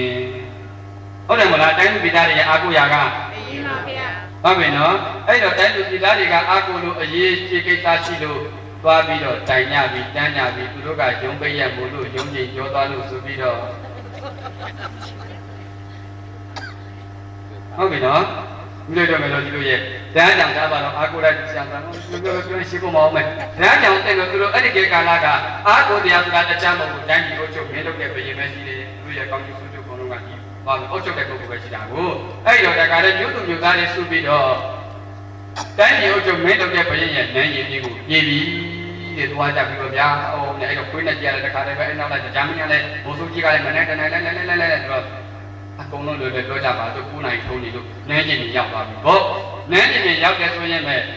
ဘယင်ကြီးကလည်းဥဒိနကဘယင်ကြီးကလည်းပဲဟိုတိုင်းလူကြီးကတနည်းအားဖြင့်မြို့သူမြို့သားတွေများလာတဲ့နန်းကျင်ကြီးမှာဆူရုံလို့ဘယ်ကိစ္စအကြောင်းများရှိလို့လဲလို့စနေနာလိုက်တော့တခါတည်းပဲကိုကြီးပြည်ရမှာဆင်းလောက်ကြည့်တဲ့ကိုကြီးကမြို့ရဲ့ရက်ထဲမှာတွေ့တာတွေမြင်းချီဖြက်လို့ပေါ့တွေ့တဲ့များလူကိုက်မဲ့ဟန်းနေဟုတ်ပြီနော်နောက်ကနေလူမြင်တာနဲ့လိုက်လို့ဘယ်မှာအာကိုတရားပုဂ္ဂိုလ်တရားမရှိလို့ဘယင်စီမှာအာကိုကြီးလာရောက်ပြီးတော့တိုင်တန်းညတာကိုလုံးညတာလို့ရှောက်လိုက်တဲ့ခါကျတော့တခါတည်းဘုရင်ကြီးကလည်းဒီလိုတော့ပဲဖြစ်မလဲလူကြီးပြီးတောင်းဝင်ယူထားခြင်းတောင်းဝင်ကြည့်အောင်ဟုတ်ပြီနော်အာကိုတိုက်တဲ့နေရာခံယူထားခြင်းအာကိုတိုက်တဲ့ပုဂ္ဂိုလ်ဖြစ်အောင်ဆောင်ရွက်မှဖြစ်ရှင်းမှတော့ကကြမယ်ဟဲ့ကောင်းနေမင်းတို့ဖက်ငါရှိရသွားမယ်ဟောလူကြီးစိတ်တဲ့ဘူးဟုတ်ပြီနော်ဟဲ့ကောင်းနေမင်းတို့ပြဿနာမင်းလို့ရှိရင်ငါနဲ့မဆိုင်ဟုတ်ဘူးနော်သူကအဲ့ဒါနဲ့ပဲရေးပြီးတကားတယ်တင်လို့တော်ကောင်းတာရှင်းတော့ကသွားလိုက်တော့ပရိသတ်ကိုကြော်လွန်ပြီးတော့လူအုပ်ကြီးကြော်လွန်ပြီးသွားလိုက်တဲ့အခါအခုနာကဖွေးနေကြီးနဲ့ဘိုးဆိုးကြီးကိုမတွေ့ဘူးလားတွေ့ပါရဲ့ဗျာခုနဲ့ကြက်ဘယင်းမြင်တာနဲ့ကြိုက်တော့မယ်ဘယင်းနဲ့မမြင်တာတွေပြောနေတယ်ဟုတ်ပြီနော်ကြိုက်တော့မယ်ပုံစံမဲနဲ့ဘိုးဆိုးကြီးကလည်းမနဲ့တနဲ့ကျုံ၅ချောင်းဆွဲဒါဖြစ်လို့ကျုံ၅ချောင်းဆိုတာ၅ပါးတိတာကြီးညွှန်းလို့နော်အဲ့တော့ကျုံ၅ချောင်းဆွဲလိုက်တဲ့ဆွဲပြီးတော့ထိတ်ကြိုက်ထိတ်လိုက်အဲ့လိုဆွဲလိုက်ထိတ်လိုက်တဲ့အခါဘယင်းကြီးကလည်းကြောင်းရုံနဲ့အိုးနေပါအောင်ဘောတကဥမ္မုစုဒီတိတုဏကောပွေးချစ်ဒီကတ္တမအဘကြောင့်ရဟောတလောက်တောင်မှန်ပြီးဒေါသထွက်ပြီးတော့ဟောင်းနေရတာလေ။အိုးဘုံသူကြီးနေပွေးကဘာဖြစ်လို့တလောက်တောင်ဟောင်းနေရတယ်လေ။တလောက်တောင်တခါတည်းမှန်နေပြီးနေရတယ်လို့ဘာမို့ဆိုကြ။ဘာတခြားမဟုတ်ဘူးရှင်မကြီးကျုပ်ပွေးရတယ်သူ့ရန်သူကိုကင်မလို့။ဟုတ်မယ်နော်။သူ့ရန်သူကိုကင်မလို့ဆိုတော့ဘ အိုးနေပါဦးကျုပ်ကတိုင်းပြည်ကိုကျုပ်မဲလုပ်တဲ့ပြင်မှာတိုင်းလူပြည်သားတွေရဲ့မိဘတစ်ပွဲပါကောင်းခြင်းဆိုခြင်းအကုန်လုံးဖြည့်ရှင်းပြပါမယ်တယောက်ကြောင့်တော့တစ်မျိုးလုံးဒုက္ခရောက်တာမျိုးတွေမမေနော်မဖြစ်စေပါနဲ့ဒီပါဦးသူ့ရဲ့ရန်သူတော့ဘသူကိုဘသူကဘာလုပ်လို့လဲသူ့ရန်သူကဘသူလဲပြောအဲ့ဒီရန်သူကိုကျုပ်တခါလဲခေါ်ထုတ်ပြီးတော့ဟုတ်ပြီနော်တခါလဲတင့်တော်လျောက်အောင်စီမံဆောင်ရွက်ပေးပါမယ်အဲ့ဒီတော့ဝိကြီးကမကျင်တတ်ဘူးဆိုတဲ့သူ့ရဲ့ရန်သူကဘသူလဲလို့ပြီးတော့ဂျာမင်းကြီးကသူ့ရန်သူကတခြားမဟုတ်ဘူးတဲ့သုံးပြောက်ပြီးတော့ငါးကွယ်နေတဲ့လူလေးဒီနေ့ပြောရင်တော့ဉာဏ်နာပရိသတ်ကြီးဟုတ်ပြီနော်အဲ့တော့သုံးပြောက်ပြီးတော့ငါးကွယ်ယရဏမြတ်သုံးပါးတန်ဖိုးမထငါးပါးသီလမမြဲကြပြီးတော့ရှင်တဲ့နှလုံးသားထဲမှာသာသနာမကိန်းတော့တဲ့ပုဂ္ဂိုလ်တွေဟာခွင်းနဲ့တည်းရဲ့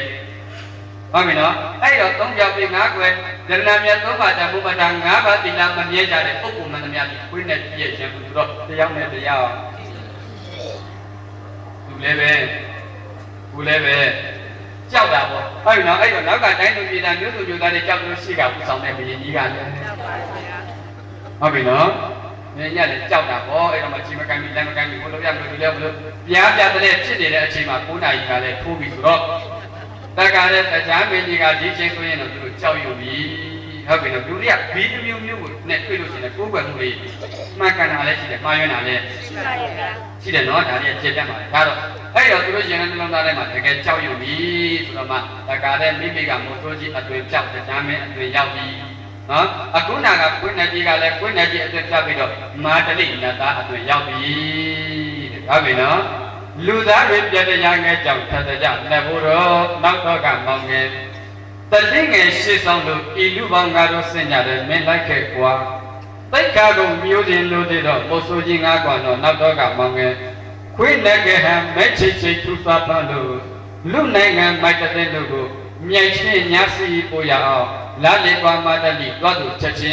းဆိုတဲ့အတိုင်းမိမိတို့အတွင်ဆောင်ပြီးစဉ်းစားခဲ့တဲ့အတွင်တွေဖြောက်တရားမဲအတွင်ရောက်နတ်သားအတွင်ရောက်တော့မှဘယင်ကြီးနဲ့တိုင်းသူပြည်သားတွေမြေလုံးပြသွားပြီးအံ့ဩတယ်ပေါ့ဗျာခုနကတော့ကြောင်းရုံလို့မြေလုံးပြတာခုတော့အံ့ဩလို့မကြည့်ပေါ်မှာလည်းဒီကဖွင့်ကြသေးတယ်နော်အဲ့ဒီတော့ဥတ္တနုတော်ကောင်းများဘုရားဆောင်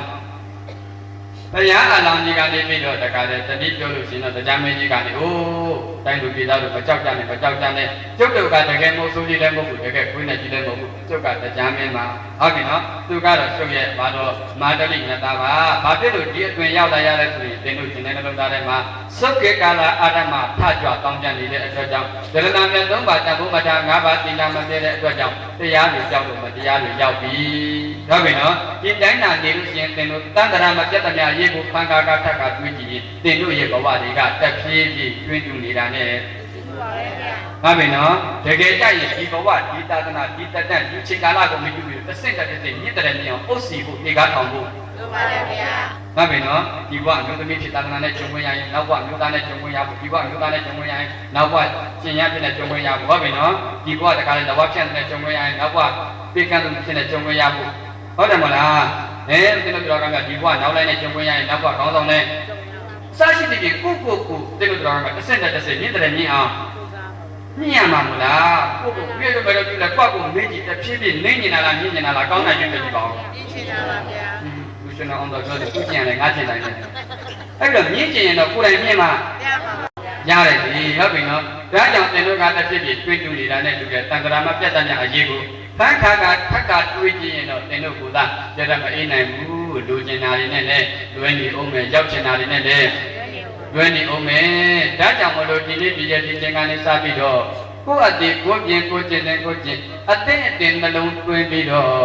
့ခရီးမတောက်ပဲနဲ့ပန်းတိုင်ရောက်အောင်လမ်းချော်နေတာတွေလမ်းပေါ်မှာတက်မှတ်အောင်ကြိုးစားကြလို့ဆုံးမဘူးလားဆုံးပါပါရဲ့ဒါကြားမင်းကြီးရဲ့ကိုယ်တိုင်ကဆုံးမလို့တိုင်းသူပြည်သားတွေကလည်းပဲအဲ့တုန်းကတော့တကူကောင်းတယ်ကြာစုပ်ကိဖြစ်ပြီးမယ်အဲ့ဒီလူတွေကအခုသူတို့တရားနာပရိသတ်တွေလို့မဟုတ်ဘူးပြောရင်တော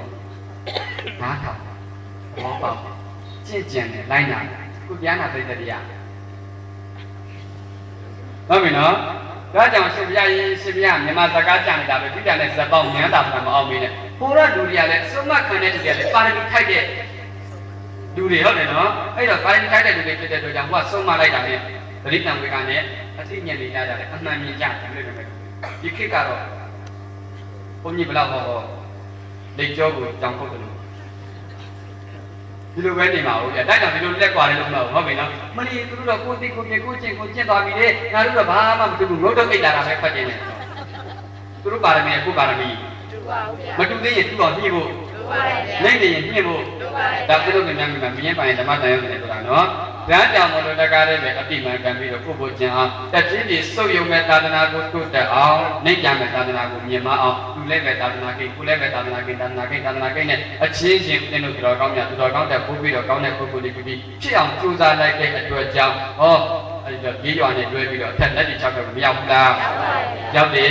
တဲ့အဲ့ဒါမှဘုရားရှင်ကိုယ်တော်ကချက်သားလို့အကြောင်းကိုငါဘုရားကအဲ့ဒီတုန်းကလည်းပဲတိုးကဲ့တော့ကိုရေးကိုလာမကြည့်ပဲနဲ့သူများအရေးတွေကိုကုညီတော်ပြမတော်အားတော်အဖြစ်လမ်းမှနေသူတွေကိုပြမကူနိုင်မှုရပရဟိတစိတ်ဓာတ်နဲ့သာသနာတွေပြုခဲ့တယ်အဲ့ဒီချိန်တုန်းကတရားမင်းကငါဘုရားမဟာတလိနဲ့သားကအခုငါဘုရားရဲ့ညီတော်အာနန္ဒာရဲ့လို့ဇာတကံဇတ်တော်ကိုတမောဓမ္မနိတိကောင်းစွာမသွေပေါင်းပြတော်မူခဲ့ပါပေတည်း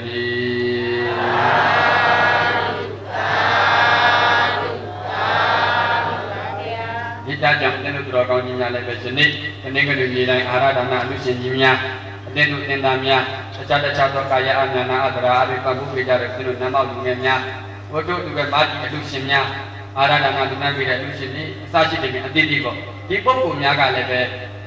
မိမိတို့ကိုယ်တိုင်နံပါတ်1လမ်းချော်တာကနေပြီးတော့သူတို့တရားရဲ့ဒီတန်းမှာပြောခဲ့တယ်ကိုယ်တိုင်လည်းပဲတတိတံဝေကနေအသိဉာဏ်တွေရတတ်ရမည်အောင်ကိုယ်အရေးကိုကိုတွေးပြီးတော့ဟုတ်ပြီနော်နောက်တစ်ခုမိမိတို့မှာတော့အခြားပတ်ဝန်းကျင်ကပုဂ္ဂိုလ်တွေလည်းပဲဟုတ်ပြီနော်လမ်းချော်နေရင်လည်းပဲလမ်းပေါ်တက်မှန်နိုင်အောင်ဆိုပြီးတော့ဒီလိုကြီးရဲ့ချက်တွေနဲ့ဘရတာကကုလစသည်တွေမပါဘဲနဲ့ဓမ္မတမန်တော်ကြီးကျင့်ပပေးကြတယ်ဆိုတာကဗုဒ္ဓဘာသာဝင်ပြီးဖရာရဲ့ကျင့်စဉ်ဖရာရဲ့အဆုံးမှာဖရာရဲ့စိတ်ထားကိုနှလုံးသွင်းထားတယ်ဒီလိုအောင်မရမှာပေါ့နော်ဒီလိုတော်ကောင်းများဒါလည်းမကဘူးတကားလည်းသူတို့ပါရင်းနာကြီးလက်ကွက်တမလည်းလွတ်ပြတယ်နောက်တစ်ခုတနင်္ဂနွေတိုင်းလည်းအာရဒါနတွေလွတ်ပြတယ်နောက်တစ်ခုစွန့်နေတဲ့ဘာပဲနော်သူတို့ကြည်လိုက်ရင်ဒါကြောင့်သူတို့နမ်းမောက်ခွဲလူကြီးတွေပြောကြတယ်ရှင်ဗျာဒီလိုကကိုယ်စီးပွားရေးနဲ့သူများပရာဟိတများများလို့တခါတလေတရားဟာတွေနဲ့ကြံဖြစ်နေရတယ်ဟုတ်မှာပဲသူလည်းပဲဟုတ်ပြီနော်ဟုတ်ပါပဲဒါကြောင့်အသင်တို့တော်ကောင်းများဘုရားလောင်းရဲ့ထုံးကိုနှလုံးမူပြီးတော့ဒါပေမဲ့မြင်းပိုင်ရဲ့စိတ်နဲ့ကပ်ပြောနေတာကတော့အဲ့ဒီစိတ်သက်ကလေးတွေအဲ့ဒီအတိလေးတွေကိုအခုတရားပွဲမျိုးလိုပဲတစ်ချိန်ကနေနှစ်ချိန်ဟုတ်ပြီနော်နှစ်ချိန်ကနေသုံးချိန်ကောင်းတဲ့အလေးချိန်တွေဖြစ်တဲ့အတွက်ကြောင့်လုံနိုင်အောင်ပေါ့ဗျာဟုတ်ပြီနော်သက္ကံစိတ်ကံရိခိပိတ်တော့ကိုယ်စိတ်ကလေးတွေကိုနှိမ့်ချပြီးတော့တန်နိုင်သမျှတောက်တူလည်းတောက်တူအလျောက်လက်ညှို့လည်းလက်ညှို့အလျောက်လက်မလည်းလက်မအလျောက်လက်တန်းလည်းလက်တန်းအလျောက်လက်တကျွဲလည်းလက်တကျွဲအလျောက်သူ့ဝန်သူအားသူ့အစွမ်းတက်တည်တွေတနေရာဒီမှာရှိပဲရှိ냐တော့လေအရာဝတ္ထုကိုကင်တဲ့အခါကျတော့ငါးချောင်းစုကင်တော့ပို့ပြီးတော့ဟုတ်တယ်မလားဒါကြောင့်ရှင်းသူကြီးများကတောက်တူအကြီးဆုံးအကူအကြီးဆုံးကိုဗျရန်လိုမှာလမ်းညွှန်ပြရန်ဖြစ်ရင်ရှိကလက်ညှို့လေးတောက်တူသူတကယ်ဟုတ်တယ်မလားဒါကြောင့်တောက်တူအကြီးဆုံးအကူရန်လိုမှာလမ်းညွှန်ပြရန်ဖြစ်ရင်ရှိကစီးရှိတုန်းကစီးစရာသူတကယ်လို့ခေါ်ကြတာဒီလိုပြပြမိတာဗမာတိတွေပါလေတောက်လို့ရှိရင်ဘယ်နဲ့နဲ့ပွေးလဲလက်ကလည်းနဲ့ပွေးတာဒီတမအတင်ပြတယ်ဟုတ်ပြီနော်မလေးတရားသိတရားသိယောဂပမာပဲပျောက်ပြီးလောက်လိုက်တာအဲ့တော့ဒါကြောင့်ရှင်းရှည်တုန်းကစီးစရာသူတကယ်လို့ခေါ်ကြတာတကြွယ်မှာရွှေပြည်ဆိုးလက်ဆိုသူအားကူရွှေပြည်ဆိုးဟုတ်ပြီနော်လက်ဆိုဝေရင်ဒါကြောင့်တော့တကြွယ်ရတယ်ဟုတ်ပြီနော်သူတော့တတိတကြွယ်လို့ပေါ့ဒါတော့တကြွယ်မှာရွှေပြည်ဆိုးလက်ဆိုသူအားကူဘုရားပတူရှိခိုးရင်ညီကူလေးကရှည်သုံးဝင်ဟုတ်ပြီနော်ဘုရားပတူရှိခိုးတော့ဒါကြောင့်တောက်တူအကြီးဆုံးအကိုရန်တော်မှာလမ်းညွှန်ပြန်ဖြစ်ရင်ရှိကရှေးရှည်တုန်းကစိစရာသူတက်ကဲ့သို့ခေါ်ကြတာတကြွယ်မှာရွှေပြည်ဆိုးလက်ဆိုသူအားကူဘုရားပတူရှိခိုးရင်ညီကူလေးကရှည်သုံးဝင်ကိုယ်စဉ်စွမ်းအင်ရှိတော်တဲ့ငါညီနောင်မခွဲအတူတွေ့တဲ့ငါညီမအရေးကျုံတဲ့အခါစုပေါင်းကလှုပ်ဆောင်ခြင်းညီနောင်ပေါ်တဲ့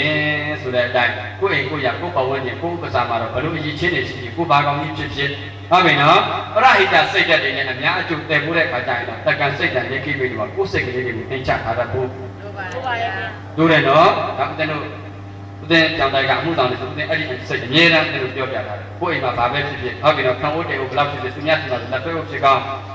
ဒါပေမဲ့လို့လည်းပဲတဦးနဲ့တူပြောင်းတယောက်ကလည်းပဲသူပရဟိတစိတ်ဓာတ်ရှိတယ်သူနှိမ့်ချနိုင်တယ်ဆိုပြီးဒါအခွင့်အရေးမယူဘူးတော့ဦးတဲ့လို့လည်းပဲဒီအမှုဆောင်နေခေါ်လို့ရတာပဲခိုင်းလို့ရတာပဲကွာသူခင်ဗျာဟိုသူကဟုတ်တာပေါ်ငေါ့နေလို့တော့မရဘူးဒီဟုတ်ပြီနော်လုပ်တဲ့အလုပ်ကိုဦးဆောင်တဲ့အလုပ်ကိုဦးဆောင်သူဦးဆောင်နေတာသူဦးဆောင်ကိုပြောနေတာပြောနာခံရင် ငါကဒီလိုသွားရတာဟုတ်ဗျဒါကြောင့်ပြောချင်တာကတော့အဲ့ဒါလို့ကိုစွမ်းအင်းနေဘလောက်ပဲရှိရှိဒီလိုပရိဟိတစေမျိုးကိုနံပါတ်1ကိုယ်တိုင်ကိန်းအောင်ဟုတ်ပြီနော်နံပါတ်2တခါတည်းပဲတစ်ရက်ကွက်လုံးကိန်းအောင်ဒီလိုကွက်မျိုးဒီလိုအလုပ်မျိုးတွေကိုတက္ကစိတ်တန်နေပြီးတော့ကိုယ်စိတ်ကိုနှိမ့်ချပြီးတော့တစ်ချိန်ကနေနှစ်ချိန်ကနေသုံးချိန်ကနေဟုတ်ပြီနော်ဘာဝိတာဘုရားကချိန်ခံများစွာဖြစ်အောင်စက္ကကျိုးစားပွားများအတုံနိုင်ကြတဲ့သူတော်ကောင်းသူတော်မြတ်တွေဖြစ်ကြရလို့မို့ကိုယ်စီကိုပြင်ကိုတင်တယ်ကိုချင်းအသက်တင်နှလုံးသွင်းပြီးတော့လိုချင်တာနဲ့လုပ်နေတာဟုတ်ပြီနော်ရောက်ချင်တာနဲ့ရှောင်နေတာကိုရှုံးမြတ်စင်ရင်တွက်ချက်ရှင်းပြီးတော့လမ်းချော်လူရဲ့တိနေပြီဆိုရင်တော့ပန်းတိုင်ပြောက်ပြီးလမ်းပေါ်တန်တက်ဖို့လူပါတယ်ဟုတ်ပြီနော်ဒါကြောင့်ကိုအရေးကိုတွေးပြီးတော့အတိမဥမိဉာဏ်ဥကကိုမတည်သေးခင်ကိုတော်လက်ကိုမှန်ကန်စွာတဲ့မှတ်စွာဖြောင်းတန်းစွာကောင်းမွန်စွာရွေးချယ်ပြီးတော့ပြင်ဆင်နိုင်ကြတဲ့သူတော်ကောင်းသူတော်မြတ်တွေဖြစ်နိုင်ကြပါစေလို့တိုက်တွန်းရင်းဖြင့်ဘောရိယပစ္စယောဘောတုဣဇံသောပုံညမင်္ဂလံပုံညရာဂံသူလည်းပံသူပမောဒံသူတရေဝကနိဗ္ဗာန်ရောက်ကြောင်းဝါလောကုလောကီအလီစီးပွားအကျိုးတရားတို့သူ့ဘဝရာဖြစ်ထွန်းကြောင့်နိလန်ကောင်းဖြစ်သောဓမ္မတမင်ပွဲကြီးကိုစင်ရင်ချင်းပါပြုလို့ကုသိုလ်ရခြင်းမှုဆိုအပ်သောပုံညာအစစ်ဤကုသိုလ်မင်္ဂလာအမြင့်ကြီးသည်ဘောရိယသစ္စာလေးအင်ခိုင်တဲ့လင်းကိုရိုင်းရှင်စုခုသူဖို့ယန္တဘောရိညာဤဝိဇယောဥပ္ပနိတယအမိယ၍မောချာယာကြောင့်ထောက်ပံ့ကောင်းသည်ဟောတုစင်တင်မသွေးဖြစ်နိုင်ကြ၏ရှင်သာဒသံတိနဗ္ဗမင်အာတာပရိလောဗမအနိထွန်းတဲ့လည်းတနေ့မှတက်ခဲ့မှတတိတရာရှိခြင်းအာတာတိကျုံရသည့်ဒုလဘအစစ်ဤပုံညာအမြင့်ကြီးကို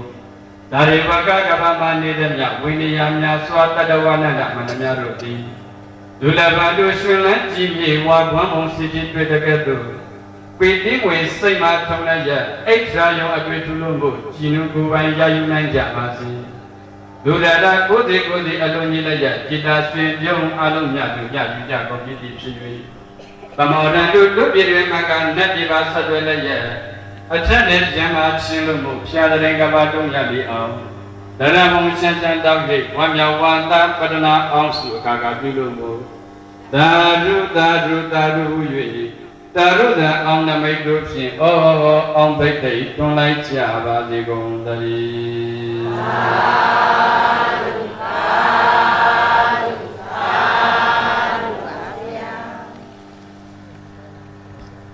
းစလေအခမ်းအနားအစီအစဉ်400ဓမ္မပူဇာသဘင်ကျင်းပပြုလုပ်ပူဇော်အပ်သောတနင်္ဂနွေနာနယ်ခင်းတိုင်းအာရဒါနာကုသိုလ်ပြုအဖွဲ့နှင့်အလူရှင်လူမအသီးသီးတို့မှနဝကမ္မဓမ္မပူဇာအစာရှိသောလူဝဲဝတ္ထုအစုစုတို့ကိုဆရာတော်ဘုရားစက္ကပ်ပူဇော်လူတိုင်းရန်ဖြစ်ပါတယ်ခင်ဗျာတို့ဖြစ်ပါ၍ဓမ္မပူဇာမာဒီလူရှင်များဖြစ်ကြသောဥထွန်းဦးလင်းဒေါ်ဤတံမိသားစုတို့မှဆရာတော်ဘုရားနဝကမ္မဓမ္မပူဇာစက္ကပ်လူတိုင်းရန်နှင့်အကျိုးတော်ဆောင်ကိုဇော်မင်းထိုင်မှဆရာတော်ဤကပ္ပိယကာရကအဖြစ်လက်ခံဆောင်ရွက်ပြီးပါရန်လေးစားစွာတိုက်တွန်းနှိုးဆော်အပ်ပါသည်ခင်ဗျာက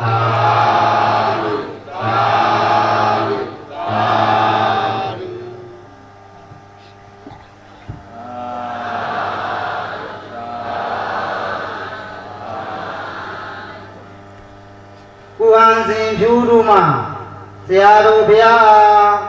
နဝကမ္မဓမ္မပူဇာစက္ကလူတိုင်းရန်နှင့်အကျိုးတော်ဆောင်ကိုဇော်မင်းထိုင်မှဆရာတော်ဤကပ္ပိယကာရကအဖြစ်လက်ခံဆောင်ရွက်ပြီးပါရန်လေးစားစွာတိုက်တွန်းနှိုးဆော်အပ်ပါသည်ခင်ဗျာသာဓုသာဓုသာဓုစလေဥကျော်ထွန်းဒေါ်တန်းနှင့်ထူးချေမိသားစုမှဆရာတော်ဘုရားနဝကမ္မဓမ္မပူဇာ အလူတော်ငွေတသိန်းကျပ်ပြီးဖြင့်စက္ကလူတိုင်းရန်နှင့်ဓမ္မရိပ်သာတော်ကြီးအကျိုးတော်ဆောင်ဦးလေမကပ္ပိယကာရကဖြင့်လက်ခံဆောင်ရွက်ပေးပါရန်ဒီသာစွာတိုက်တွန်းအပ်ပါခင်ဗျာအာဓုသာဓုသာဓုအာဓုသာဓု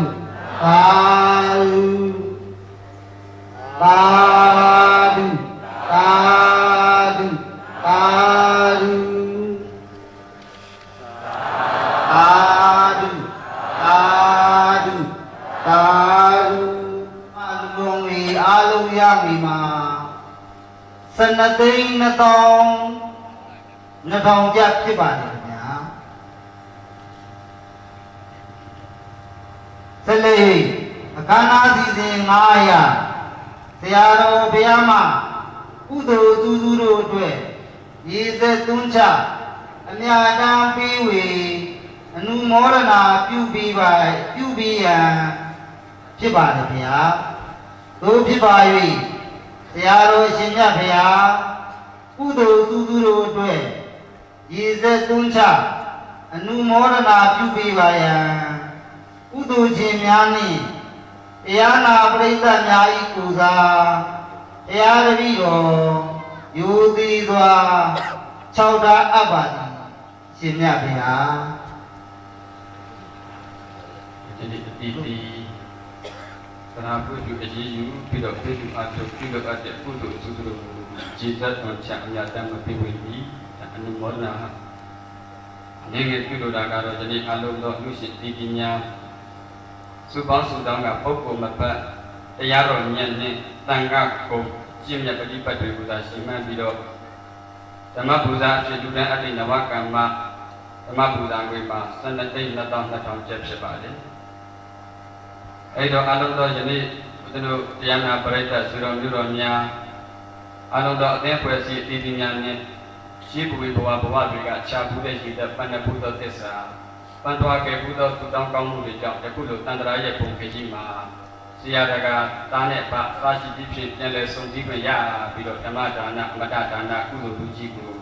လက်တွဲပြီးတော့စီကူအားထုတ်ပြီးတော့ခွင့်ရကြပါပြီ။ဘုလိုရှိအရင်တုန်းကလည်းပဲသူတို့ဓမ္မအသင်းသားတို့စရှိတဲ့ဒီလိုဘုဘကစေတနာရှင်တို့လည်းဒီတိုင်းပါပဲအဲ့တော့ဒီပုဂ္ဂိုလ်တွေကဦးဇင်းတို့ရိတ်တာကြီးမှာအများကြီးကျေးဇူးများပါတယ်မှာလည်းပဲဒီပုဂ္ဂိုလ်တွေကိုမှတ်မှတ်ရ